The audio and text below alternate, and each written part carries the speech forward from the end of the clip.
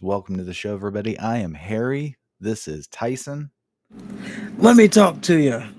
and we just watched Payback, and we had a pretty eventful week of wrestling. So, as always, let's go ahead and get started with Raw. You watched Raw, right? I did. All right. So, Raw starts off with Sami Zayn versus Damian Priest again. And I heard everybody's like, oh, it's different because they're singles, blah, blah, blah, blah, blah. No, it's Sami Zayn against the Judgment Day again. So, Again. so fast forward, Sammy goes for a hell of a kick. McNugget grabs Sammy's leg. Sammy turns his focus on McNugget. Priest takes advantage of the distraction and hits a choke slam to Sami Zayn for the win. So then after the match, McNugget, he raises Priest's arm, and then Priest shoves McNugget to the ground, and he tells him to stay out of his business. And then McNugget's like, "What's your problem?" And then Priest says, "Get away from me." And then Owens and Zayn, they both hit their finishers on McNugget, and Priest watches with a slight smile on the entrance ramp. Didn't off to help at all. No. But why would he? He's told him multiple times, like, I don't want you. I don't like you. True. But I don't know about this McNugget angle. It's even weirder now, but we'll get to it. He's trying to get his into the Judgment Day. It looks like. Well, clearly, but the Judgment Day don't want him. That's true. All right. So moving on, we have McIntyre backstage. And Cesaro is with him, and he tells Drew that he looks great and walks away. Now, Drew's looking at something. You can't see what it is yet. So then after that, Riddle slides in the frame, and then it's revealed that McIntyre's looking at this picture of him and Riddle's underwear. And the Riddle, he's like, hey, all great teams, they have matching gear. And of course, McIntyre is just like, oh, okay. I just want to take things slow. I thought we agreed to that. And he's like, you're right. How about matching kilts? Indus Share is off TV for this. They sure are. They got their big moment coming up, though. All right. And it's going to be off TV. Yes. And wait a minute. Interesting. Now, I just thought about, they were advertising that match. And then what happened tonight? The spectacle thing? Well, after what happened tonight, things seemingly have changed. Well, there's a what is it? No Way Out or rerun? Fastlane. Yeah, that's like next week, so they got time. Anyway, so Riddle wants to scout the New Day versus the Viking Raiders, and McIntyre's all about that because he wants to see the Raiders get their ass beat. Anything to add? Nope. Oh, yep. Riddle had like the most neon green fingernail paint this time. You know what? I stopped paying attention. After his matches with Gunther, I kind of give him a pass. Now, when he wears the pigtails, I can't look past that. So moving on, we have a no definition Rodriguez video package. She's stronger than Ripley. She's not going to let her run through the division. She's upset that Ripley hurt both her and Liv Morgan. And then they show no definition working out. But they make sure not to focus on her arms. Like she's flexing and then the cut's really close. And she's going to cut Ripley down to size at Payback. And I have no interest in this match at all. Oh, there you go. So then we get Miz in the ring. And at first he comes out dressed as LA Knight. And he comes to the ring and he starts doing LA Knight's catchphrases. The let me talk to you. And yeah. Then he says he has to be he says he's a wannabe tough guy. And he has this big bass voice, so you know that he means business. And then he's dangerous. Yeah. So dangerous that when he walks in the ring, he flubs his words when he's around the Miz. Yeah. Yeah. I mean, what? I mean, yeah. I mean, what? I mean, yeah. Then the Miz says the crowd isn't fooled by some catchphrases and he has to earn their cheers. So he pulls out this bag. He goes, "This is a bag of free t-shirts." And then the crowd starts cheering. And then he takes out the shirt. He goes, "These are LA Knight t-shirts." And then he goes to throw it and he throws it on the ground. So then he starts taking off his LA Knight gear and he calls the crowd pathetic. And he says they'll cheer for anything. Therefore, their support means nothing, which is a good line. And it's true. And he says it was so easy that anybody can be LA Knight. Anybody can pick some phony name that you can find on some Cinemax movie from 1997. The Miz isn't about catchphrases. When he says he's awesome, it's not for applause, it's because it's the truth. When Miz beats LA Knight, the party's over. The crowd will cheer the catchphrases and the free t-shirts, but they won't cheer losers. And in 5 days, that's exactly what LA Knight will be. We're going to see at Payback whose game it is.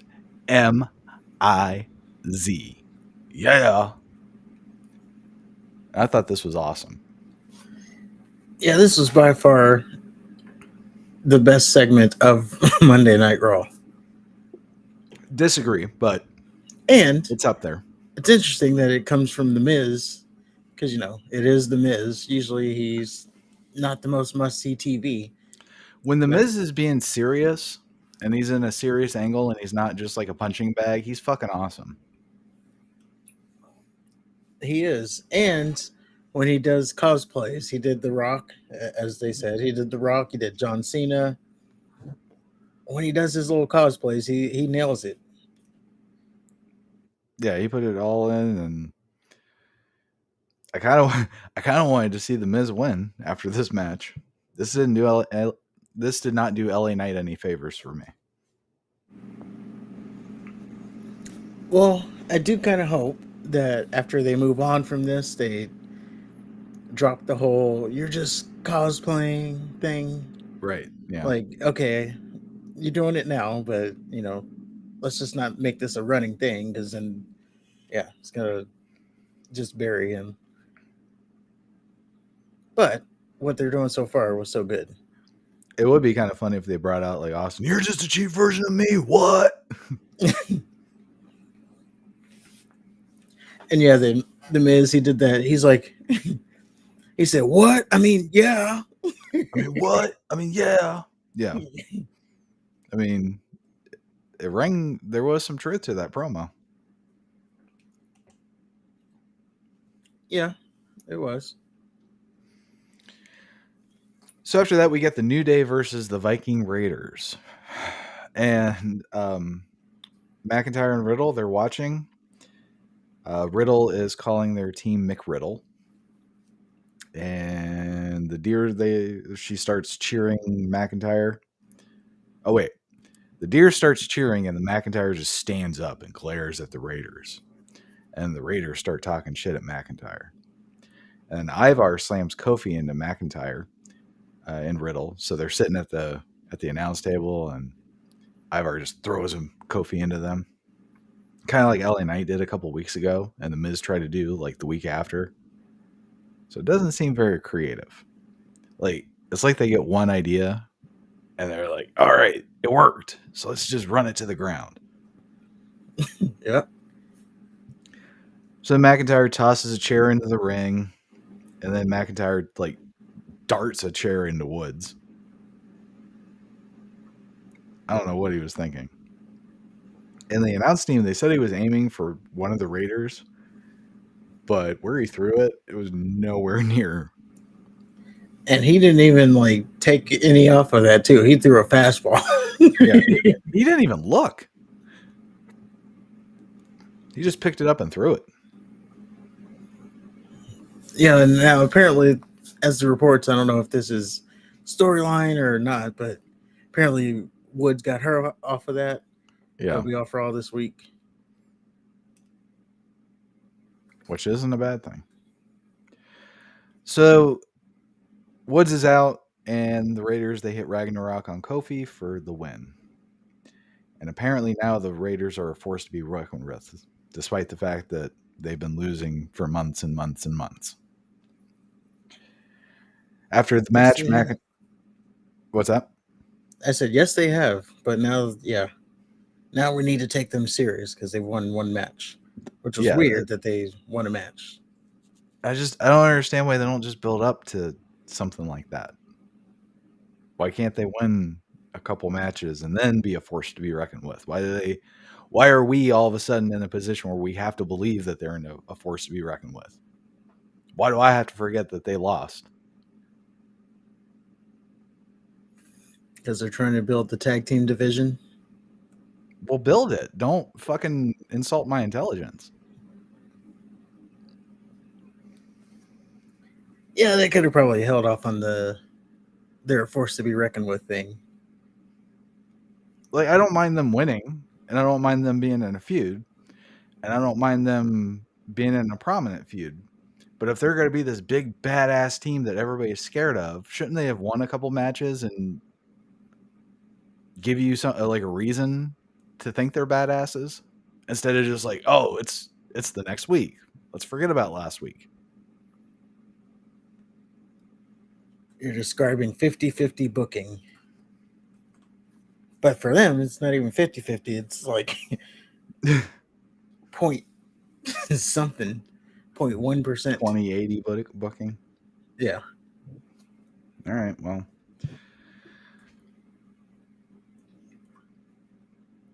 I don't think it goes anywhere, though. I think this is more, I don't know what exactly they're doing. I think this is just more New Day versus McIntyre and Riddle. Like it's more to build that storyline. okay. Um, Still building, of course, towards the McIntyre heel turn. But as of right now, it just looks like we have McIntyre has just replaced Randy as the The super new. best friend. Yeah, they just picked because Randy Orton got hurt, so they just picked him out, put in McIntyre, and now they're doing the RK Bro shtick all over again. Like it's just the same copy of RK Bro, except he can't say Randy. Did Randy not want to tag with him at first too? Yeah, Okay. Because he's annoying and all that. yeah, and then Right. yeah, he started. I don't know, coming around to him.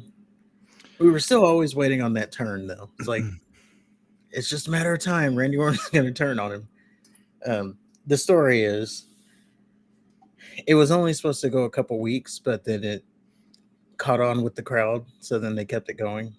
Okay. So seems like they're doing the same thing here. Now, if it catches on with the crowd, now Drew McIntyre is just going to be the new Randy. By the way, this is the guy who beat Brock Lesnar at WrestleMania.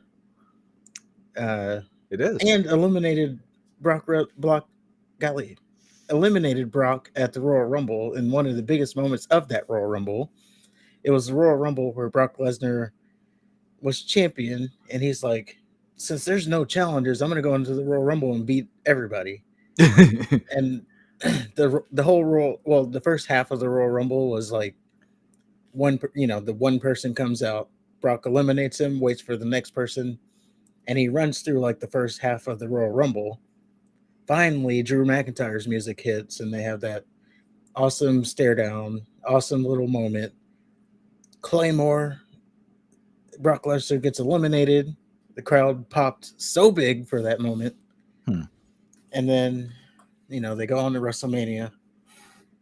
He beats Brock Lesnar. Now, this was in the Thunderdome, so no one was there to have his moment. Right. Well, But don't forget, everybody who's listening, the Big Show headlined or he main evented that WrestleMania. Because after WrestleMania went off the air, they had some impromptu championship match between the Big Show and Drew McIntyre. So he was really the main event of WrestleMania. But I say all that to say that was Drew McIntyre. Now he's, Randy. Well, McIntyre and Riddle chase off the Raiders after the match, and then McIntyre, it doesn't work. Checks see? on on Woods and apologizes. And then McIntyre throws another chair into the ring like he didn't learn his lesson at all. Yeah. Anything to add? No? All right. I said my piece. So we have Finn Balor and Damian Priest backstage.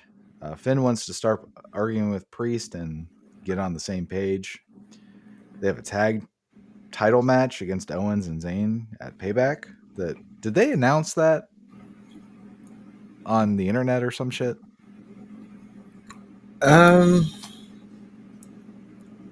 I don't remember. The way they were talking about it, it's like, oh, we've been saying this for weeks. I think it was announced, on like Twitter or something, right before the show. Stupid. Priest says that they need to focus on Judgment Day business instead of McNugget. And then Balor says McNugget is the only reason that Priest beat Zayn tonight, and that he left him laying while Owens and Zayn beat the shit out of him. Priest says he doesn't care about McNugget, and he only cares about the Judgment Day. Priest tells Finn to take a walk, and then Ripley tells Priest to shut up. Ripley says Finn and Priest are tearing them apart. Lisa! Tear them apart, Lisa! The only people handling Judgment Day business are herself and Dirty Dom, because they have the belts. Ripley can't keep doing it because she's getting targeted. So, because the perception now is that the Judgment Day is not handling their business and that they're bickering, that the strongest one is getting targeted now. She tells Balor and Priest that if they don't leave Payback with more gold, there's going to be changes. And Priest holds up his briefcase and he says he has no problem winning gold.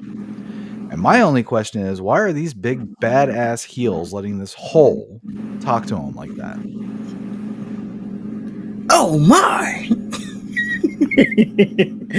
Tell us how you really feel. Well, think about it. Okay, this is supposed to be, for all intents and purposes, this is supposed to be like a gang, right?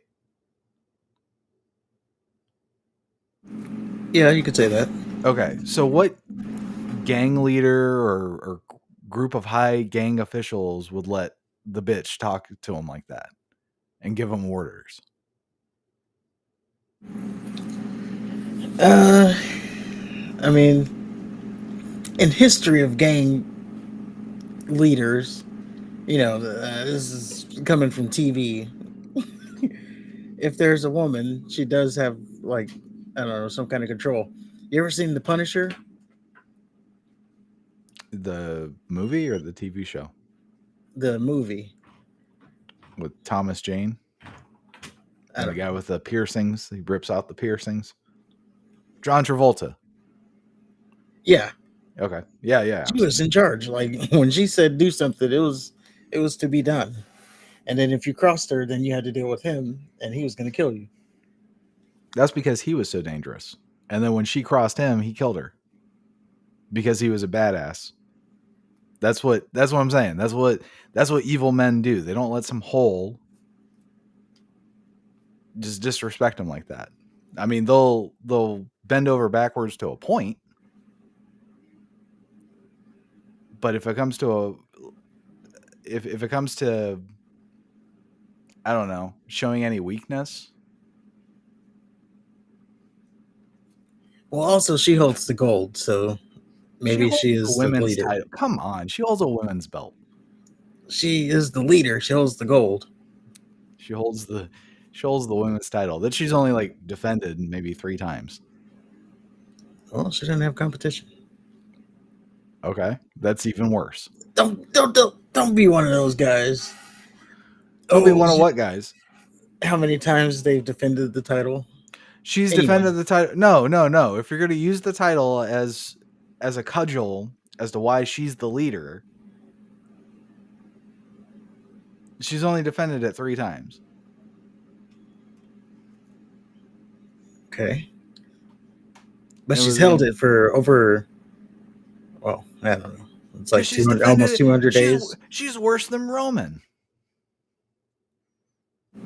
Oh, I don't know about that. He's only defended the title once since WrestleMania. That's good. He was in a tag title match though. Well, I don't think title defenses matter. Like how many times you defend the title. Rollins defends the title almost every week. Does that add prestige to his title? No. Makes it even less valuable because he's always defending it. That's because Rollins' title will always be in the shadow of Roman's title. No matter what they do, everybody's going to view Roman as the champion. Well, we'll see about that. No, there's nothing Rollins can do. The only thing Not Rollins can do. Rollins. Oh, what do you mean?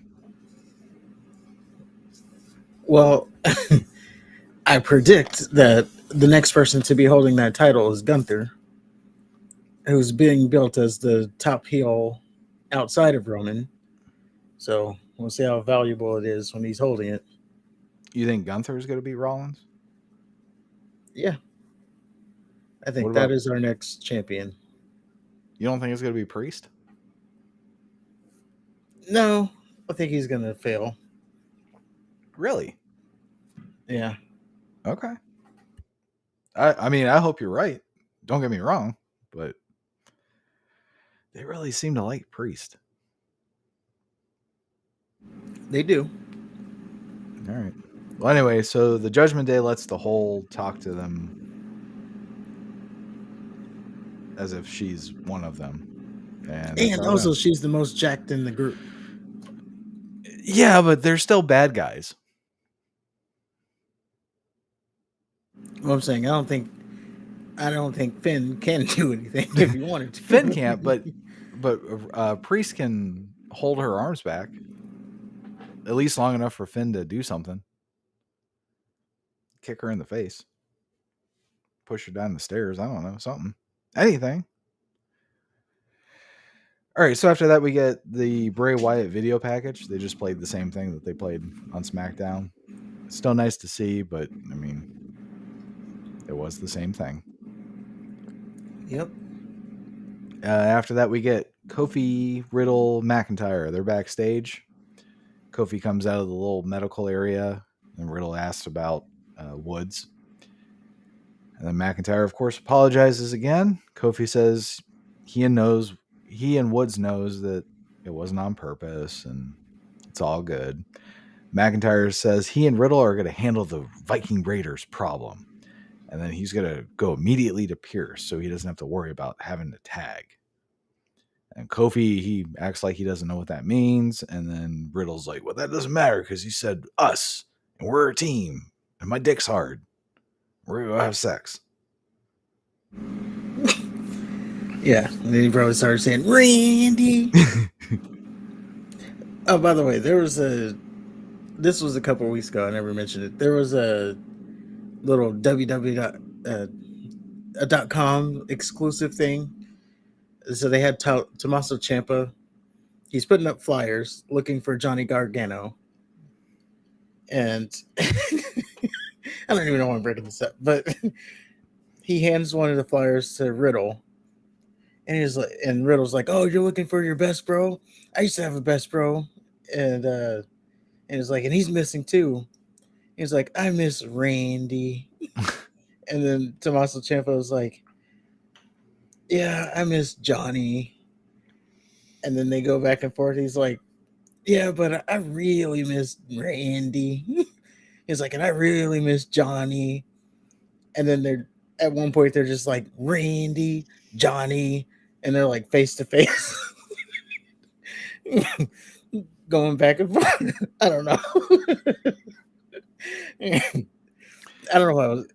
You can tell why it wasn't on TV, but it was just funny that they'd have that back and forth, like Randy, Johnny, Randy.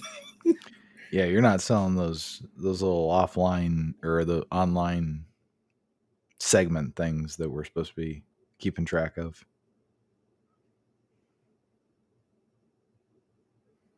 Anyway, so moving on, we get Kaiser versus Chad Gable. And finally, we get something good on Monday Night Raw. Imperium comes out, and Gunther, he immediately goes to the announce desk and stands atop it, as he's wont to do. He says, last week, Chad Gable made history. He says, Chad Gable became the first man to beat the Ring General, Gunther, in more than 500 days, by countout, in a championship match. Yep, he pointed it out. Technically, Chad Gable may have gained a victory, but in reality, he won nothing. I'm still standing here as your Intercontinental Heavyweight Champion. But Chad Gable has achieved one thing, and that is pissing me off. Gunther then starts shouting in German. Like he goes into a whole tirade in German. It's great. Now Chad Gable has my attention. Now Chad Gable has my focus. And if Chad Gable is the last thing between me and my rightful legacy, so be it. Next week, Chad Gable will challenge the Ring General Gunther for the Intercontinental Heavyweight Championship on Monday Night Raw. But just like Chad Gable is not going to beat me next week, tonight he's definitely not beating my best man, Ludwig Kaiser. And then Chad Gable's music hits. And then there goes, the greatness, because Gunther's not speaking anymore. So Gable says he normally come out and just shush Gunther, but he's actually making some good points, like how he's the first person to beat him on the main roster. Gable says he found a way to win, and it only took him 10 seconds. Next week, the title's on the line, and I'm not taking it in 10 seconds. I'm taking it in 1, 2, 3. But that's next week. Tonight, Kaiser, Master Gable's going to carve you up a Memphis-style baby. Wait, hold on. But that's next week. Tonight, Kaiser, Master Gable's going to carve you up Memphis-style, baby. And then the match starts. So then Gable, of course, starts off wrestling. Gable hits a cannonball on the Kaiser outside the ring, and Gunther starts yelling at Vinci, which I thought was kind of funny. Like Gable hits Kaiser, and then Gunther just immediately starts turning to Vinci, like, what is he doing? Yeah, he's pissed off again. Piece of shit. There's a sequence where Gable was holding an arm lock, which was really awesome. Like Kaiser threw him, and he would just hold on to the arm. Thought that was worth noting. I could have done without Otis playing Kool-Aid Man from the floor, and of course the camera cutting the model girl's reactions that absolutely added nothing to the drama, the story, or the match. Didn't need to. She's hot. Fair enough, but come on, they could work her in better than that. Gable hit some really awesome belly-to-belly suplexes. They were rolling belly-to-belly suplexes. And then at some point, Gunther just left ringside for absolutely no reason. They said he was so irate that he just left because he couldn't see anymore. He was just that upset. Vinci was pissing him off by Kaiser's performance. Yeah. Okay, I missed that part. So then Gable hits a moonsault on the outside to both Kaiser and Vinci. Kaiser survives an ankle lock, and then Kaiser goes for his finish, but Gable counters into a German suplex. And then just before Gable wins, Vinci jumps Gable for the DQ win. Then Otis starts beating on Vinci. Kaiser and Vinci beat up Otis. Vinci and Kaiser then start beating on Gable. Gunther comes back to the ring. Then Gunther, he pushes Kaiser and Vinci away. He's like, get the fuck off of him. Then he goes for the powerbomb on Gable. And Gable, with his last bit of moxie, strength, will, what have you, he rolls into an ankle lock on Gunther. And then Gunther's henchmen just start beating on Gable. And then Gunther, furious, grabs Gable and he hits him with a massive powerbomb. And Gunther and Imperium, they stand tall over Chad Gable as he's withering in pain. And my only question is, how the fuck is this not on Payback? I don't know. For me, no, I liked the match. It was a great match. It just felt like it was forever. It felt like they were wrestling for, like an Iron Man match. I'm okay with that. I was like, When it's golly, can this be over already? Not that I enjoyed the match, but it just felt like, I don't know. I was ready for more sports entertainment, not wrestling. fair enough. No, it was awesome in every sense of the word. The only thing that didn't make sense to me, regardless of the reason, just Gunther leaving and then coming back. That's kind of weird. But I think this was the best segment in Raw. There we go. I think Gable's little moxie was awesome. He's still not. He's not going to go down without a fight. And I think this is Gunther's best feud on the main roster so far. It might be his only feud. His only real. Well, he had Riddle.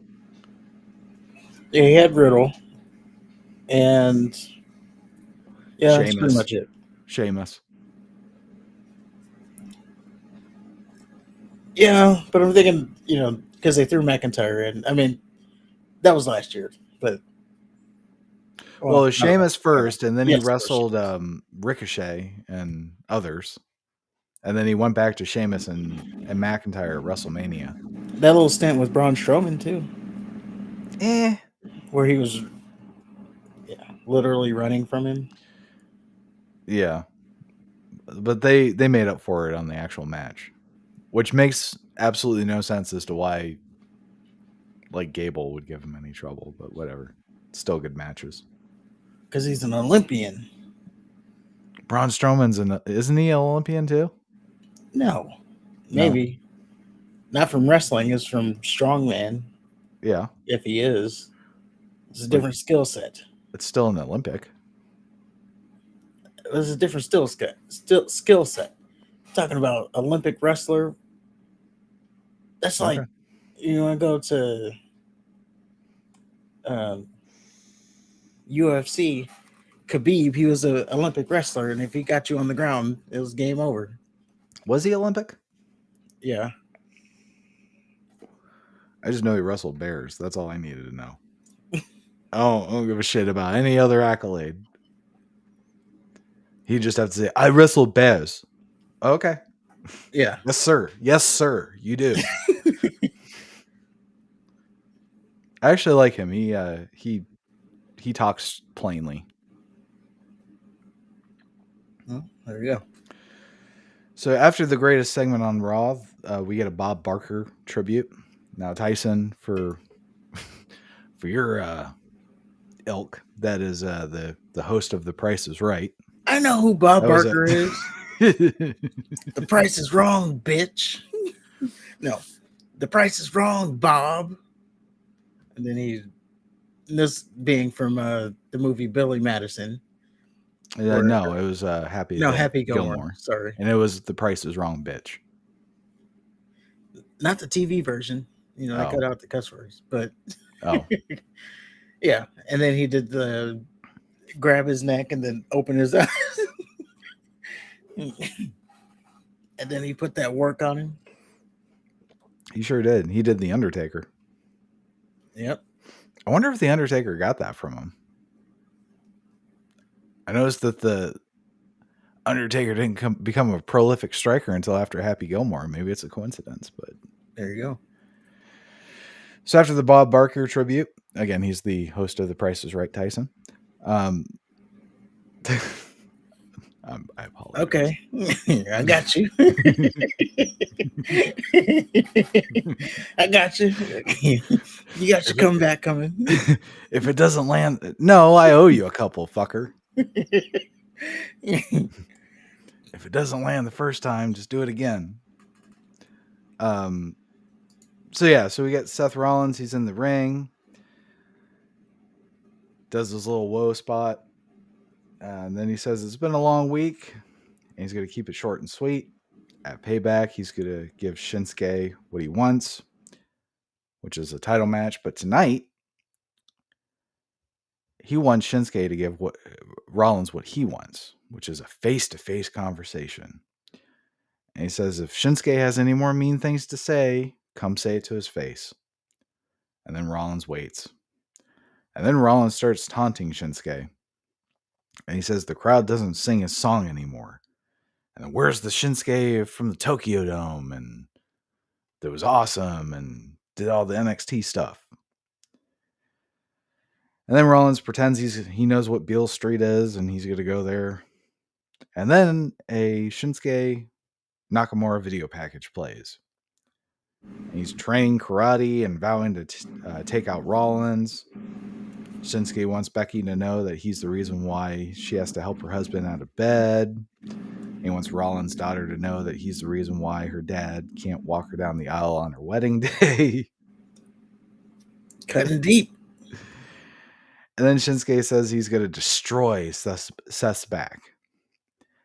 And Rollins has no honor, no code, no future. And I gotta say, Siri Shinsuke is awesome. When he's not doing the come on.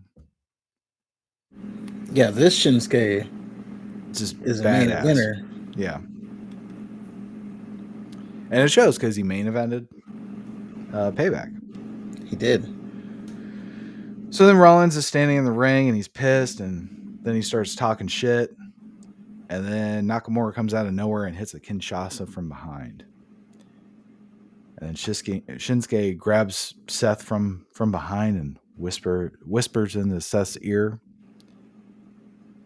And he looks at him and then he kicks him in the head. And I thought it was a fucking awesome segment. Yep. So good what they're doing with Shinsuke right now. Yeah, I appreciate the fact. Well, one, he's getting the better of Rollins every time, and they're not really interacting. They're basically doing a back and forth of video packages, and then Shinsuke will just come out of nowhere and lay Rollins out. I'm okay with that. Yeah.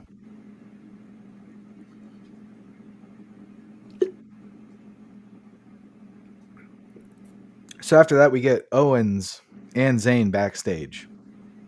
They talk about the tag match at Payback that we're getting instead of Gable and Gunther 2. It's going to be a Steel City street fight. And any interest I would have had in it just died.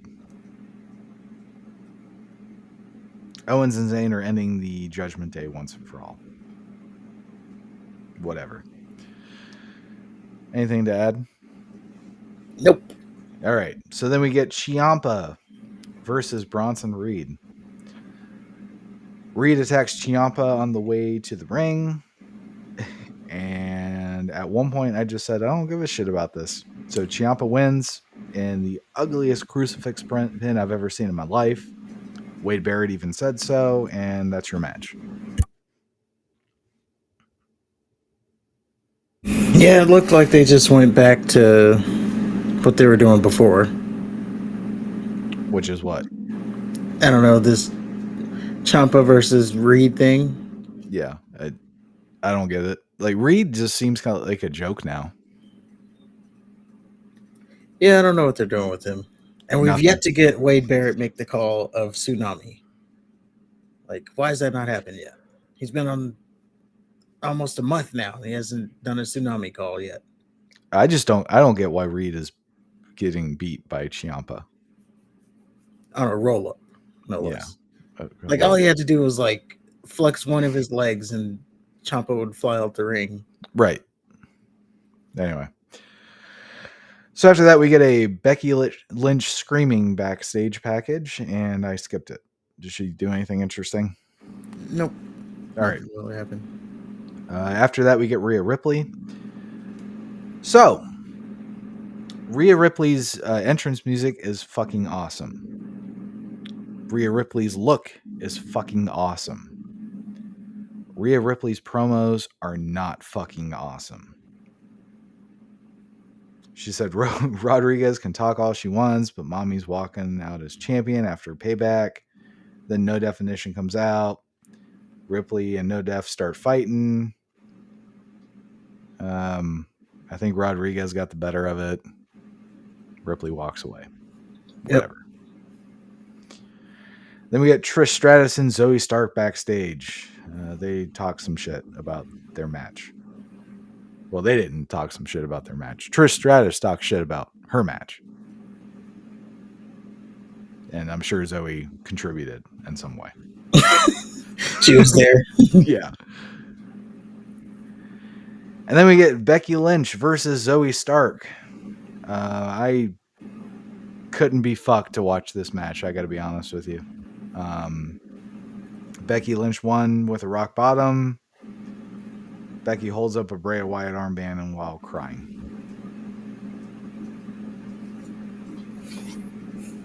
And that's how Raw goes off the air. Now, I'll give them their props. This was definitely a pretty entertaining match. I didn't expect it to go as long as it did. Now it was the main event, but I don't know. Felt like that it went 20 minutes. So another long wrestling match. Yeah, they give him plenty of time. It's just Lynch, and there's nothing about this feud that compels me to watch in any way, shape, or form. I like Zoe Stark. That's about it. Yeah, and I'll just say they did a pretty good match. Some people were, overblowing it. Oh, you know how right. it is. Yeah. I say it was a pretty decent match. I'm not going to remember it like a week from today, but it was a good match. It was good. Right. And that was Raw. So moving on, we have Friday Night SmackDown. Hold on, before we get to SmackDown. Yeah, go ahead. let's shill our shit a little bit here. Oh, shill, Bill. Don't forget, everybody, we are on our way to 500 subscribers. We're trying to get there by Fastlane. I'm going to keep moving the goalposts till we get there. We're trying to get there by Fastlane. So don't forget to hit the like button, hit the subscribe button to help us grow that number. Like button helps us get the video out to more people. And comment below what you thought of Payback. Also, we are not sponsored by the Peacock, but if you want to watch anything on the Peacock, like tonight's premium live event Payback, you can also get the coming up premium live event of Fastlane. There's also documentaries like the Cody documentary, which is something that you should watch if you're a wrestling fan. They got the new Kurt Angle documentary that just came out. Can't tell you about that one because I haven't seen it yet. And they got TV shows like The Fresh Prince of Bel-Air, which is now a drama, and movies like Cocaine Bear. And all that for $9.99 a month. And Cocaine Bear was actually pretty good. There you go. So make sure to sign up for Peacock. Again, not sponsored. And there you go. There's a little ad break. And now we can move on to SmackDown. All right. And SmackDown starts off with John Cena. And John Cena is like Houdini with that little mini towel thing that he throws during the entrance. He's pretty good at that now. Yep. So John says that for 25 years, the fans have given him great moments and it never gets old. It only gets better. And he says, thank you for what you've given and what you continue to give. And he thanks them about going to India for the first time. Allegedly, he's teaming with Seth Rollins versus Imperium. Yeah, that's the growing rumor. Yeah. Which doesn't make sense at all. Why? Because he's on SmackDown? Cena is? Yeah, he has not done anything on Raw. He came on SmackDown and then, yeah. So it just doesn't make sense. But okay. It's a house show, so it doesn't have to make sense. Gotcha. So he thanks the crowd for allowing him to host Payback because he's never done that before. And then he says he's going to give answers to questions we never asked. Jimmy Uso interrupts with new theme music. With awesome theme music. My nipples got hard. Then he comes out with a mean face. The crowd chants that they love Cena and Jay. Jimmy asks what Cena's doing here. He's like, "What you doing here?" These people came to see me, a top star, Jimmy Uso. They didn't just come to see me. They want to hear why. I'd say my brother 10 times over if I have to. I don't care who disagrees. I did it because I love my brother. Like, didn't he say all this before, though? He did. Okay. Like, he said it before Jay kicked him in the teeth. Yeah. Okay. And I think we already got his answer. I don't even know why he was talking about people want to hear. Yeah, okay. I get maybe people want to hear him talk, but I don't think people still wanted answers. We got the answers already. Maybe the raw audience wasn't there. I don't know. Yeah. So then Jimmy says he doesn't want Jay to be corrupted like Roman and Cena. Jimmy says, "Look at you. You are this place." Which was a great line. Yeah. Cena says, "I admit it. I have an identifiable fashion sense. Never give up on it." Jimmy says, No. You aren't about to take this one. You're the GOAT, but you're standing in the ring with one of the best now, Oos. This is my ring. You and Roman Reigns are exactly alike. You take and take and take. The only difference between you and Roman is you do it with a smile." Then Cena stops him. "I know you have a lot on your mind, and you're trying to make sense out of all of these things. But you know what? I just got to say something. It's been something I've been wanting to say to you for about 3 years now. The wrong Uso quit. Take that." Then Jimmy tries to super kick Cena. Cena catches the kick and then turns it into an F5. And that was the end of the segment. And you know what? Everything I said about Jimmy Uso sucking on the mic was wrong. This nothing segment opened my eyes to Jimmy fucking Uso. I know he held himself in there with John Cena, who's notorious for cooking people. He was great. Just ask Theory. Yeah, Theory, Wyatt, Owens. No, this was great. Jimmy was great. I'm a fucking Jimmy Uso fan now. And I want to see Jimmy and Jay even more. Yeah, it's interesting that they're like we're getting like a Jimmy solo run. So yeah. I'm interested to see where that goes. Like this is, we got the Jay solo run because Jimmy got injured. So we've never really seen him on a solo run. So this will be quite interesting to see if he's got new theme music. So, they're all in on that solo run for him. Yeah, Jimmy definitely won on the theme music war because I think Jay still has his old theme music. So, one for Jimmy. That's all I got to say. Moving on, we have Theory and Waller backstage. The lady asks what they think about Cena hosting, and they laugh. Theory says that he beat Cena at WrestleMania because he hasn't beaten anyone since. Waller says something. I don't know. Theory said that they're going to beat Mysterio and Santos, Uno leg. And then Waller says, that means one leg.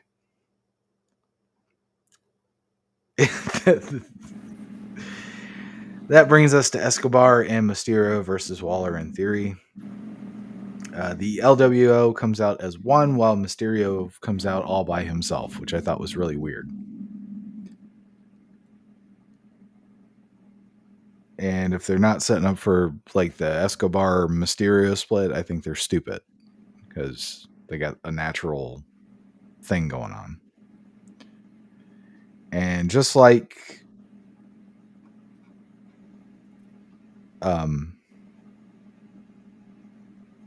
the Ciampa versus Reed match, I don't care about any of this at all. Yeah, I was hard pressed. I'm hard pressed to care about this, all of it.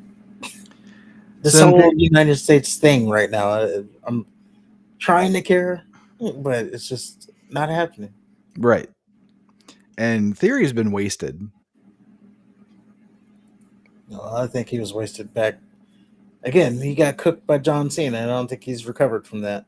Yeah. Really, if you want to go even further back, he got cooked by Roman Reigns when Roman Reigns said, "Your daddy's not here anymore." Like, you could say that he never recovered from that. Okay. The Money in the Bank thing, saying, "Well, no one's gonna beat Roman Reigns," and then a week later he's like, "I'm gonna win the Royal Rumble and go beat Roman Reigns." Yeah, so Theory's been wasted. We got Waller. He's nothing but a comedy act, and Ray is old. And then Escobar, he's lost whatever fangs he had ever since joining the LWO. Yeah, I don't know if this faction is working out. It's just there. Maybe they get reactions. I don't even know if they get that. Like, it seemed like, okay, so every time they do the little hand sign LWO, it seems like the crowd doesn't even do anything until the O. Well, there you go. Like, it's silent L W, and then the crowd oh. And now maybe that's just because they're conditioned to whoa.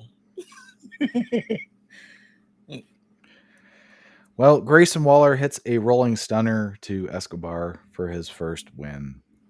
And First win on the main roster. still don't care. I will say, though, maybe this not Escobar, this Waller Theory team could be something. Maybe. Maybe that's how we get Austin Theory a little bit over to where people care about him. To where he's tagging with Grayson Waller. Yeah. Okay. Remember I said Grayson Waller is like, I don't know. I think he could be something. He's definitely got the mic skills. I don't know about he's got the wrestling skills. He's got all the tools. He's just got to not be a spazzy joke. He's more over than Theory. People care about him more than Theory. I think they care about booing him more than they care about booing Theory. Yeah, that's care. He gets a reaction. Unlike Theory, he gets nothing. It's like, right. Theory. I just don't know where they went wrong with Theory. Like, they gave him a title and they didn't do anything with him. They made him a, because he wrestled Lashley, and who the fuck did he wrestle in that triple threat match? Was it Sheamus? No, it wasn't Sheamus. You're talking about way back? Way back when he first won it. It was Lashley, and was it Rollins? Maybe. Because Rollins won it, and then Theory cashed it in on him, and Lashley was still in on it. So it was basically a Lashley and Rollins feud, and Theory was just there, even though he was the champion. Yeah, I remember he was the champion and literally fell into the victory. Yeah. Which is, I don't know. But then you have him beat John Cena, and it's supposed to be something. And they haven't done anything with him since he beat John Cena. I think it's just because he's not connecting with the crowd. Well, Like, what have you done to make yourself interesting? Like, it doesn't have to be wins. I mean, it doesn't help that I think every title defense, there mhm, was some like shit that happened for him to win, like some kind of interference. right. Or is a So it triple didn't help, threat but that he didn't win all by himself. yeah, he like survived as opposed to Right. win. Yeah. But I don't know, he doesn't really have a character. Maybe that's it. It just doesn't have a character. Like who is Theory? He's just some guy who is still wearing SummerSlam trunks. Like, I don't know. You got to give me a little bit more. I don't know. I'm starting to warm up to him. Okay. All right. I think time will tell. Yeah, obviously. I think he might still be trying to find his voice too. Yeah. But yeah, I think Grayson Waller could help him get to. I know you think Grayson Waller is a comedy joke, but I think he has something. He has something, but are they going to do anything with that something, or are they just going to make him keep him as a talk show host? And up to this point, he's done nothing but take the pin. And his mannerisms and how he acts, he's just a spastic little fucking nobody. Okay. We're 50-50 split on this one. Yes, sir, we are. So moving on, we have Mia Yim backstage with Adam Pearce, and thankfully Jimmy Uso interrupts to get yelled at by Pearce for being rude to people. And then later on, Yim is bitching to Anderson and the other one, I can't remember his name, about being disrespected by Jimmy, and they want nothing to do with the bloodline. They're like, "Oh, we don't want to get involved in that bloodline business. Let's just let it go." Then AJ comes in and he says, "Ah, fuck that. I'll handle it." Which means that this is going to be a thing.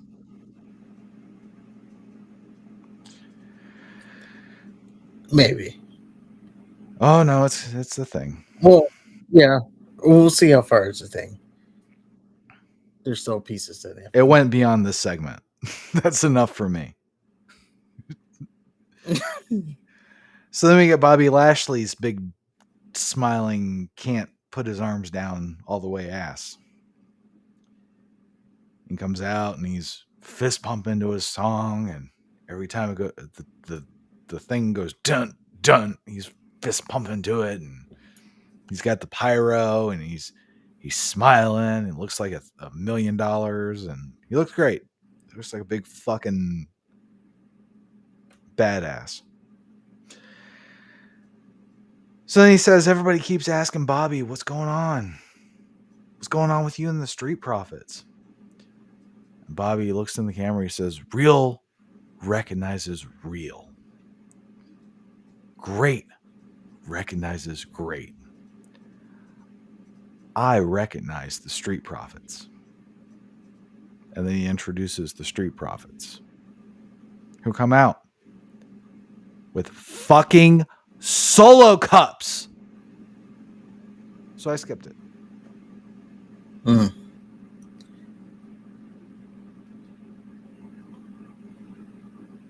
That's it. I skipped it. Okay. Street There you Profits go. are dead to me now. Okay. There you go. Thought I was gonna. I was bracing for the worst there, but No, they came out I with the think that fucking was it. solo cups. There's supposed to be no look fucking Street Profits. They're supposed to be teaming up with Bobby Lashley, and Montez Ford, he's clutching his goddamn solo cup like it's his fucking the One Ring from Lord of the Rings. They had solo cups falling from the goddamn sky. Why are you gonna? Montez Ford needs to be one of the when he's doing that. Oh, see, you fucked me over last night, and I don't like that. He needs to be like that when he's fucking jumping and jiving and wailing. I was like this, and I was like that, and I was like this, and oh, massa. Let me shuck and jive. Let me get my solo cups. Golly. That's what it is, man. I'm sorry. The Street Profits can be fucking so much more than just fucking solo cup carrying little fuckers. And now Bobby Lashley, he's associating with these solo cup carrying fucks. And he looks like a dumbass. He's putting his name behind the solo cup having fuckers. They're new look Street Profits. They haven't done shit differently. They're the same fucking Street Profits. No, they don't get a pass anymore. Fuck them. All right. I still thought it was going to be worse, so that's good. You know, as soon as they came out, I said on Twitter, man, I spent so long on the last show. Go listen to it if you haven't already. I spent so long defending that this is a new Street Profits, only for them to come out and do shit they've been doing. There's nothing different. And I was buying into it. I was buying into D'Angelo, was it Hawkins, whatever. Angelo Dawkins, yeah. Okay, Angelo Dawkins. I was buying into the fact that he had the suit on, he looked more serious, he didn't have the fucking LeBron James headband on. I was buying into Montez Ford with his little sunglasses and how he just spoke softly. I was buying into Bobby Lashley just being the smiling little badass. I'm telling you, I'm gonna say it again though. No, it's like they dropped it. They were doing something and then they dropped it. I don't know what happened. That they would just say, oh, actually, let's go back to, you know, who you all were, but now you're just in a group. Like I thought it was the first week when they came out, it was definitely different. You know, they had different swag. They were I wouldn't say they were heel, but they weren't face either. There was no they were gyrating. Yes. They weren't just a fucking stereotype. Yeah. And that's my problem. Then they just came right back to what they were. And it just it bugs the fucking piss out of me because I really liked them. And now it's just they're the same fucking thing, just with Bobby Lashley. Yeah. And different tights. I can't defend them this time. No, you can't. Well, I can. Okay. There's still defend time. It. Please. Win me over. Tell me how I'm wrong. There's still time. I'll just say that. Maybe there's still time for what? Maybe they're still undergoing the transformation. They haven't gotten there all the way yet. They need to lose the big match. They're all the way now. Fledged. Bobby Lashley introduced him. He said, "Real recognizes real. We each got the same dick size." Just saying, maybe there's still time. Yeah. And they even had a great stare down with Owens and Zayn. They did, but they have solo cups, so fuck them. I could give a shit less about them. They're dead to me. Dead. And then Ford, he started singing Sammy's song. Yeah, it was great. But Ford clutched onto that goddamn solo cup. But he didn't drink out of it. That's different. I don't know. Just go. For some reason, we get the Owens and Zayn versus the LWO. They have a stare down. Oh yeah, they have the stare down. I skipped the match. Sammy and Zayn. Sammy and Owens, they both hit their finishers. Sammy post-match says that it's a message for the Judgment Day. Payback isn't going to be fun for them. It's going to be the fight of their lives. Anything to add? Nope. Don't understand why this match happened, seeing as they're both babyface and stuff. But right.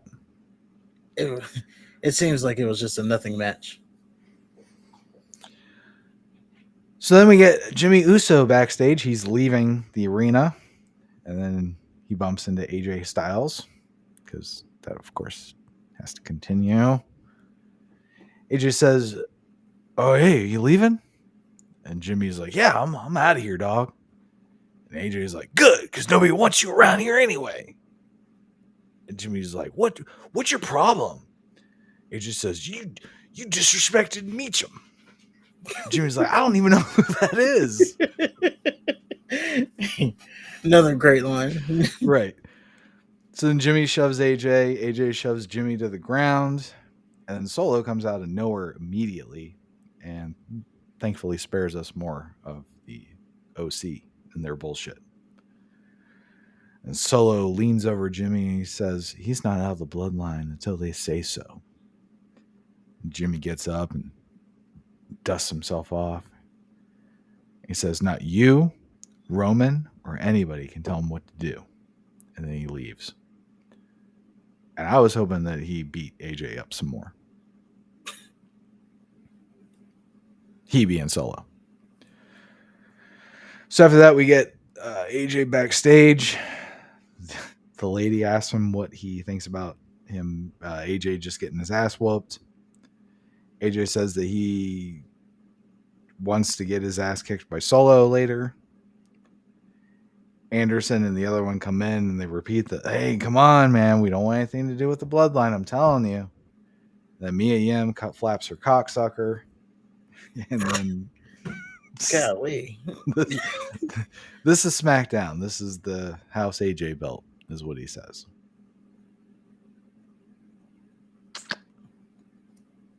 I fucking hate the OC. Well, there you go. I don't even know what to say. Then we get a Miz segment because we didn't just get one on Raw.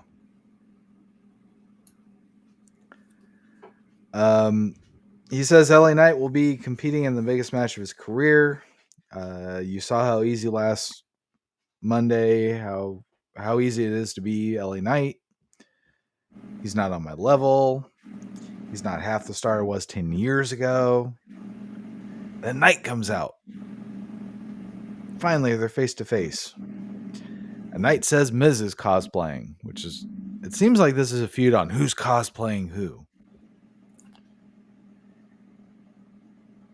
Knight says Miz has done The Rock and Cena, and now he's done LA Knight. And you know what all three of those guys have in common?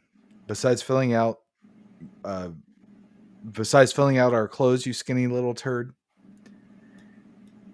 they're people you want to be, but you can't be.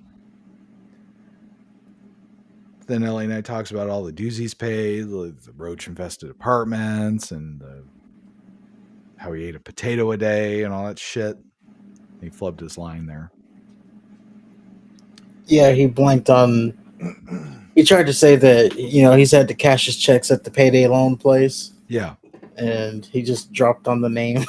Yeah, he totally flubbed it. And he said, "You wouldn't last a day in my boots.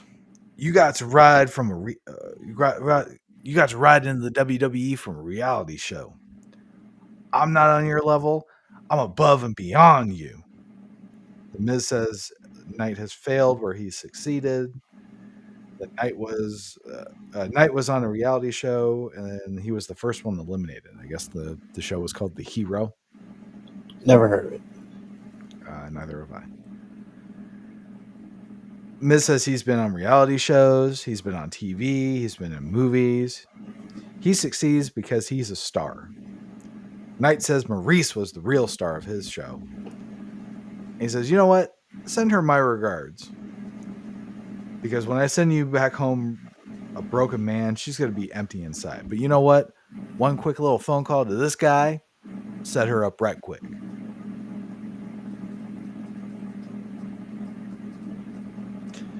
The Miz says, "Wow, I guess practicing in the mirror with your hairbrush in your roach-infested apartment has really paid off." Unfortunately, you're going against a superstar that crushes hopes and dreams all the time. When you lose your match, you lose your confidence and your popularity, and then you'll lose your job. You're going back to holding your hairbrush in the mirror. Knight says he doesn't know how to quit. And at this point, I said, you know what? This is getting kind of old. Just the back and forth, and it was just getting old.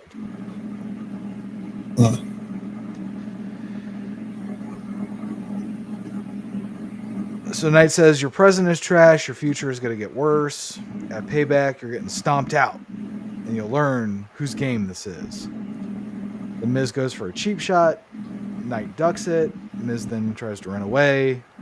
Knight grabs him by his jacket, and then Miz turns around and hits Knight in the throat. Miz turns that into a skull-crushing finality. And he says, that's your future, Knight. The Knight gets up and chases Miz to the entrance ramp and starts beating him, and security has to separate him. And that was pretty blah for me. That is interesting. I thought, again, these two delivered, went above and beyond, sold me on the match. I was almost saying maybe they end the night. Maybe they're the main event over Seth Rollins and Shinsuke. Please. Everything about this. And I was also thinking maybe we even keep this going. Like, the promo battles alone are such good TV. Maybe we keep this going after the pay-per-view. We can keep this going to Fastlane. Maybe even as, well, I don't know if you stretch it all the way to Survivor Series, but you can. Fastlane's another B pay-per-view. You can do another match against the two. But I did think it was weird that this whole thing is, oh, I'm gonna beat LA Knight, and then his push is over. He's done. He's going back to the roach infested hotels or apartments from one Practicing with loss. his hairbrush in the mirror. Yeah, from one loss. As you know, he's been losing before this. He's been losing all year, but they're building this whole thing is, oh, if he loses, the push is over. Well, yeah, because then he'll be labeled a loser because he hasn't won anything up to this point. I know he's always losing. Yeah, so if he loses against the Miz, that's why he's here from losing. Yeah, if he loses against the Miz, though, I mean, that's kind of the death knell. I don't know. If he lost to Miz at Payback, spoiler, would you take him seriously in his next feud? I would have more complaints. There you go. There they go, doing it again. They get this guy. There you go. He's trying to get over, but I mean, the Miz can cheat, and then it sets up a rematch. Well, no, because the LA Knight would lose his job because he lost to the Miz. Remember? Is that extreme? Oh, you lose, you're getting fired. Yep. You lost this one match. Yeah, and Michael Cole's like, you only get one little sliver of opportunity to get over, and if you lose, it's gone. That's what Michael Cole kept talking about too. Yeah. I don't know. I just thought it was blah. Okay. So after that, we get Bayley versus Shotzi. Now, remember like a month ago, Bayley and Io Sky, they cut Shotzi's hair. Then Shotzi went away for a while, and she posted her bald head. And then she came for a SmackDown and did her hoo hoo ha ha ha with her clippers, and she had fake clipper sounds, and it was shitty. And then that went away for a while, and then Io won the championship, and it seemed like the Damage Control was going to run wild all over the women's division, and then Bianca Belair and Charlotte happened. Remember all that? Yep. Well, this week, Shotzi's back, which means I skipped this shit.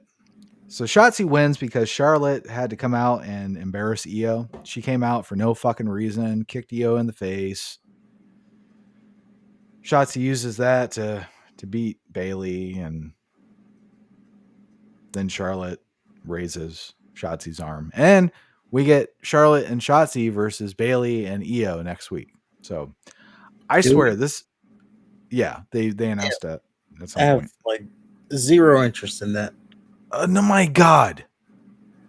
And this, I swear I'm about to stop like watching women's wrestling. This did it for you? Yeah, this did it for me. Like, for one, I don't give a fuck about Shotzi. I don't give a fuck about her stupid haircut. I don't give a fuck about anything about her. I didn't care about her when she wasn't crazy. And now she's pretending to be crazy and doing her fucking weird little ugly smiles. And I don't fuck her. If she was Bray Wyatt instead of Bray Wyatt, I would not shed a tear. Golly.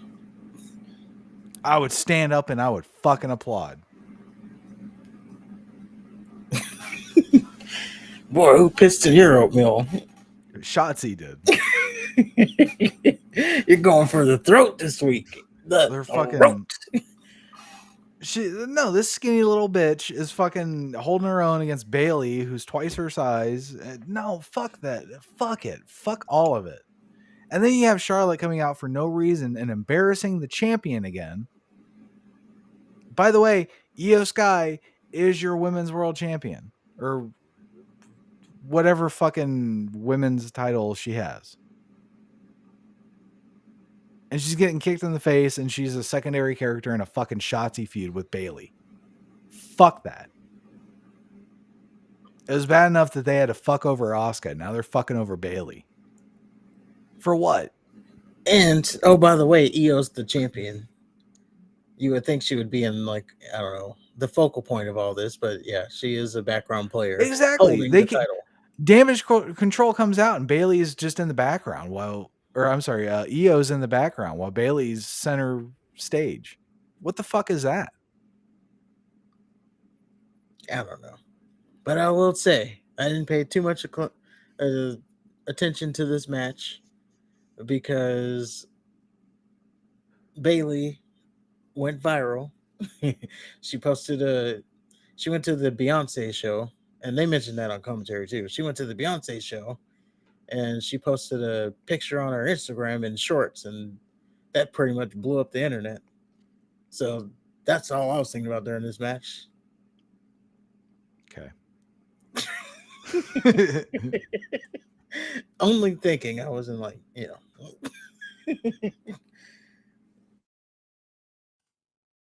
wasn't getting crazy. I wasn't getting weird. I was just thinking. It's like, while this match is going on, let me just think about Bayley in shorts again. That's all that really matters here. Bayley? Really? What? Are you insane? Of course. Okay. Yeah. Looks too much like a dude for me. Not that there's anything wrong with that. If you don't like dudes, there is. For you, I'm just saying, not that there's anything wrong with it.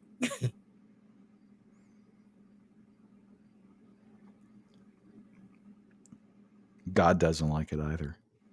There you go. All right. So after that, we get Styles versus Sikoa Joe. Or I'm sorry, Solo Sikoa. And I was wondering why this can't just be a Samoan Spike. And everybody just goes home happy. But no. Solo was actually about to lose to AJ Styles. Then Jimmy Uso comes out from the crowd. He trips AJ while he's about to do his phenomenal forearm. And then Solo hits the spike and wins. Then Jimmy goes for a hug post-match. And Solo's about to spike him, but Heyman stops him. And I guess Jimmy's back for the bloodline. So Jimmy hits a super kick on Styles and then hits him with an Uso splash. And then he hits or he holds up his one, and then Heyman calls Roman. And that's how SmackDown ended. Yeah, so the question is, does Jimmy want back in the bloodline, or does he just want to get Solo out of the bloodline? Because, his other brother has betrayed him, so I still have another brother. Let me get him. I think the real question in SmackDown is, how is AJ Styles and the OC going to get retribution from Jimmy Uso and Solo Sikoa? That's the real story. So now they're going to have a tag team match? And we need to have Mia Yim on the floor doing things. What things? Anything. She's awesome. There you go. She's great. You know what, that, ladies and gentlemen? You know what? She could just go inside the ring at some point and just suplex Solo Sikoa. Oh, she don't want that smoke. No. She'll just suplex him like it's nothing. And then do a leg drop, and Solo Sikoa will be out for the rest of the match. And the OC wins. And that, you know what? That should be our main faction. Fuck the bloodline. OC with AJ Styles, Carl Anderson, and other guy, and Mia Yim. Fuck yeah.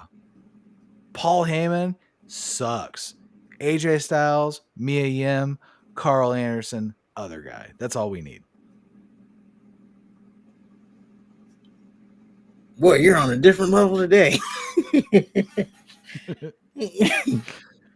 Well, stop giving me shit. Well, it does lead to a good question, because this is floating around online. Has the bloodline run its course? Everybody seems to be tired of the bloodline story. Like, I don't know. Now this is what they're saying online. Oh, there's another twist to the bloodline story. Who cares anymore? I think their main drawback is that it's like the same guys. You know why the Jimmy Uso turn was so easy to predict is because there was nothing else that they could do aside from beating Roman, and they don't want to beat Roman.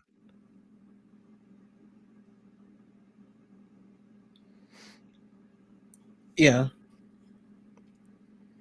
I guess they're trying to drag they got a few more months. I mean, Fastlane, there's gonna be no bloodline stuff there. Well, if there is, it's gonna be it's gonna be Jimmy and Solo. I don't think Roman's gonna be at Fastlane. Yeah, he's not being at Fastlane. Nor should he be. Nor does he need. Right. Like, why would he go to Fastlane? And then you got Survivor Series. That's obviously gonna be Judgment Day versus some kind of Sami Zayn and Kevin Owens combination. And then we go to December. I mean, they just take they take December off. And then we go into the Royal Rumble. Now we get Roman Reigns back full force. But now we're telling the story of Cody Rhodes. So they just got a couple months to drag this out, and now we're gonna get the foot on the pedal for Cody Rhodes taking down the Roman Empire. Well, Heyman said at what was it, the last pay-per-view? This is only the third inning. Which is funny because they said that like a few months ago too. Oh, did they? Yeah. So it's like, well, I mean, how have we not advanced innings? But I think they forgot they said that. Okay. They literally said that a few months ago. This is just the third inning. But that was SmackDown. Anything else to add there? No, they have said my piece. All right. Well, that brings us into our pay-per-view of the evening. This would be Payback, Pittsburgh, Pennsylvania. And the night starts off with Becky Lynch and Trish Stratus in a steel cage. And at least we get this shit out of the way first. And I don't know. It was an okay match. They were going for it when they were throwing each other into the cage. Like they were, you know, seeming to dive into it head first and stuff. I don't understand why pinfalls count in a steel cage match. I felt like that took up a lot of from the stipulation. Like there were times where Becky or Trish would hit like a big move, and then they would go for the pinfall, and then of course they would kick out, and then they would sit there all shocked and shit instead of actually like going for the door or trying to climb out of the cage. Just little shit like that. Yeah, I'm not a fan of the pinfalls, but I guess that's just modern day WWE. They don't do the you can only win by escaping the cage, or It just makes no sense because by over the top. well, again, you have the suspense moments of climbing out of the cage, but then like you're taking that away because now you can pin them, and it's just when Becky or not Becky when Trish did the widow's peak to Becky, and she pinned her, and then Becky was still just lying there. Trish was just sitting there like, oh, I couldn't pin her. It's a fucking steel cage match. Get out of the goddamn cage. But no, she picked her up and she did some other shit. It just seems lazy. It's just WWE. They almost did a roll up in a cage. I was like, if this is Right. if this is it. So Becky will never ever be able to convince me that she's in legitimate pain. There was a moment where she's stretched on the ropes and she's going, "Ooh, ah," and then Trish has her fingers in Lynch's mouth and she's stretching her face and "Oh, ah," and then Trish is raking Becky's face alongside the cage, and then Becky goes, "Ooh, ah." There's no fucking difference. Like, look at Kevin Owens when he was getting hit with the chair and shit later. Like, ah, just fucking act like you were getting hurt. That's all I'm asking.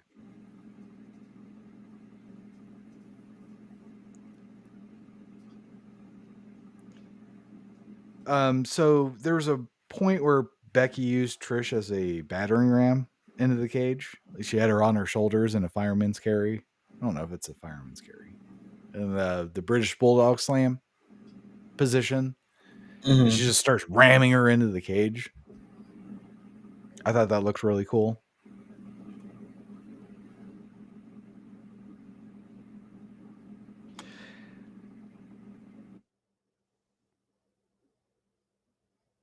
There's a spot where Becky and Trish, they're slamming each other's heads into the cage. Like just repeatedly, just going nuts. But apparently that only hurts Trish Stratus because Becky was able to just shrug it off and stick her tongue out. And She liked it. yeah, she's a fucking idiot. There you go. I thought Lynch kicking out of the Bulldog from the top rope was really stupid. Like that was Trish's finisher. Lynch kicked out of it like Super Cena. Then Lynch gives Stratus just a normal superplex. Nothing out of the ordinary, but we're supposed to have our dicks hard because she was hanging off the top rope first. Or not the top rope, the cage. And then that whole spot where Trish was just upside down and doing the little handstand off the fucking cage where she had her legs trapped. Stupid. She almost tore her knee out. Bending like that. And finally, Zoe Stark, she comes out and She does nothing really but show that she can't handle Becky Lynch after she's had a cage match. And then Becky hits a rock bottom from the top rope and she gets a pin victory in a cage match. And thankfully, this is over. Then Stark and Trish get into it after the match, and Stark does her little spinny, flippy thing to Trish. And that's it.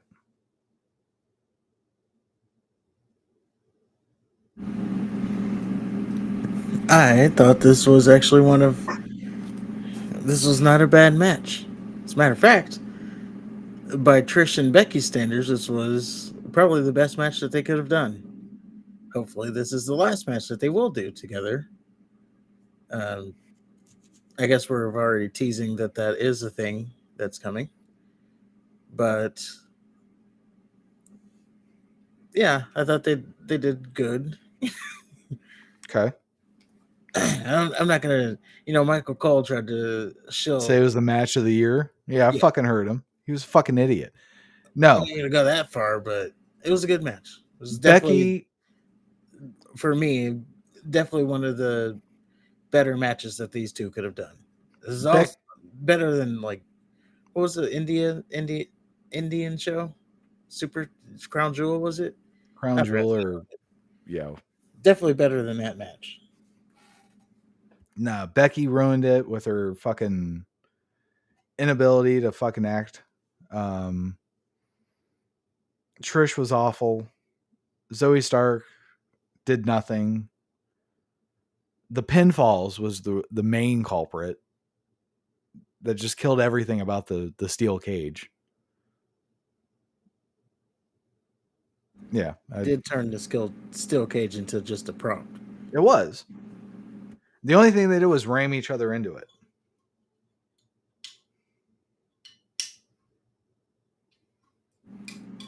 Well, now that's just, being on WWE, they can't get too crazy. I guess. And Trish is I don't know her age, 40, 50? No, she's not 50.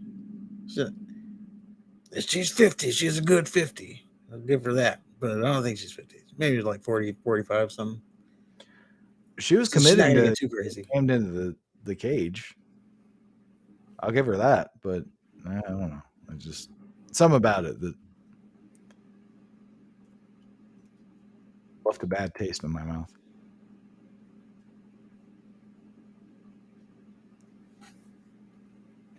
Well, hopefully the feud is over. I certainly hope so. Trish apparently got a really nice ovation after the match, so maybe that was her last dance. Good. So after that, we get a John Cena segment. And apparently now they're calling him the greatest of all time. Okay. They've been saying that. Have they? Yeah. Oh, okay. I guess I just noticed. It's stupid either way. Cena says he's been a lot of things, but not a host. And he says his job is to make tonight special. And then he says that he's reffing the match between LA Knight and The Miz. Then The Miz comes out. And I thought he was pissed, but apparently he doesn't care about John Cena actually being the referee. Miz says that Cena is a shitty host for pandering to the crowd. Then Cena asks for advice. Miz says you don't put yourself as a referee for my match. Then Cena says, well, that was my one idea. Do you have any other advice? And then Miz says, well, when you get a call for a Barbie movie, you say no. Then Miz says Cena dresses like a Teletubby. He's like, look at you. You dress like a Teletubby. When I hosted, I wore a $10,000 suit. Why would you pay $10,000 for a suit? So you can say you paid $10,000 for a suit. Okay. Seems that's the only reason. I mean, probably the quality of the, garment. I can't imagine. Well, whatever. So the Miz says, you don't even have a ref shirt. And then Cena, sure enough, pulls out a ref shirt from his pocket. So the Miz says, no. Then Cena says, well, yeah. They do that for a couple times. And then finally, LA Knight comes out. Then we get LA Knight versus The Miz. Crowd cheers loudly for the Knight. Miz is great being a chicken shit. LA Knight yaz and Cena's face for no reason. And then Knight gets thrown into the announce desk for his troubles there. Then they did a classic where Miz holds past the 5 count, and then Cena like physically removes him and drags him off. Like, oh, don't do that. I'm the referee. They actually did that tonight too, so it was kind of cool that they did that.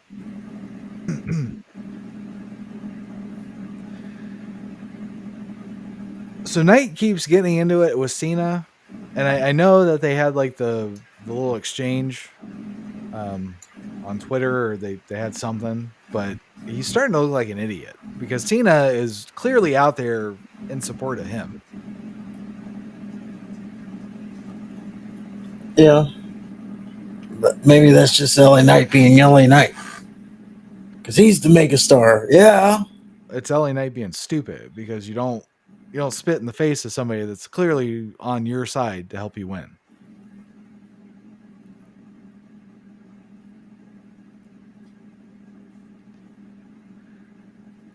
So Miz hits a couple rolling DDTs, which I thought was just nice.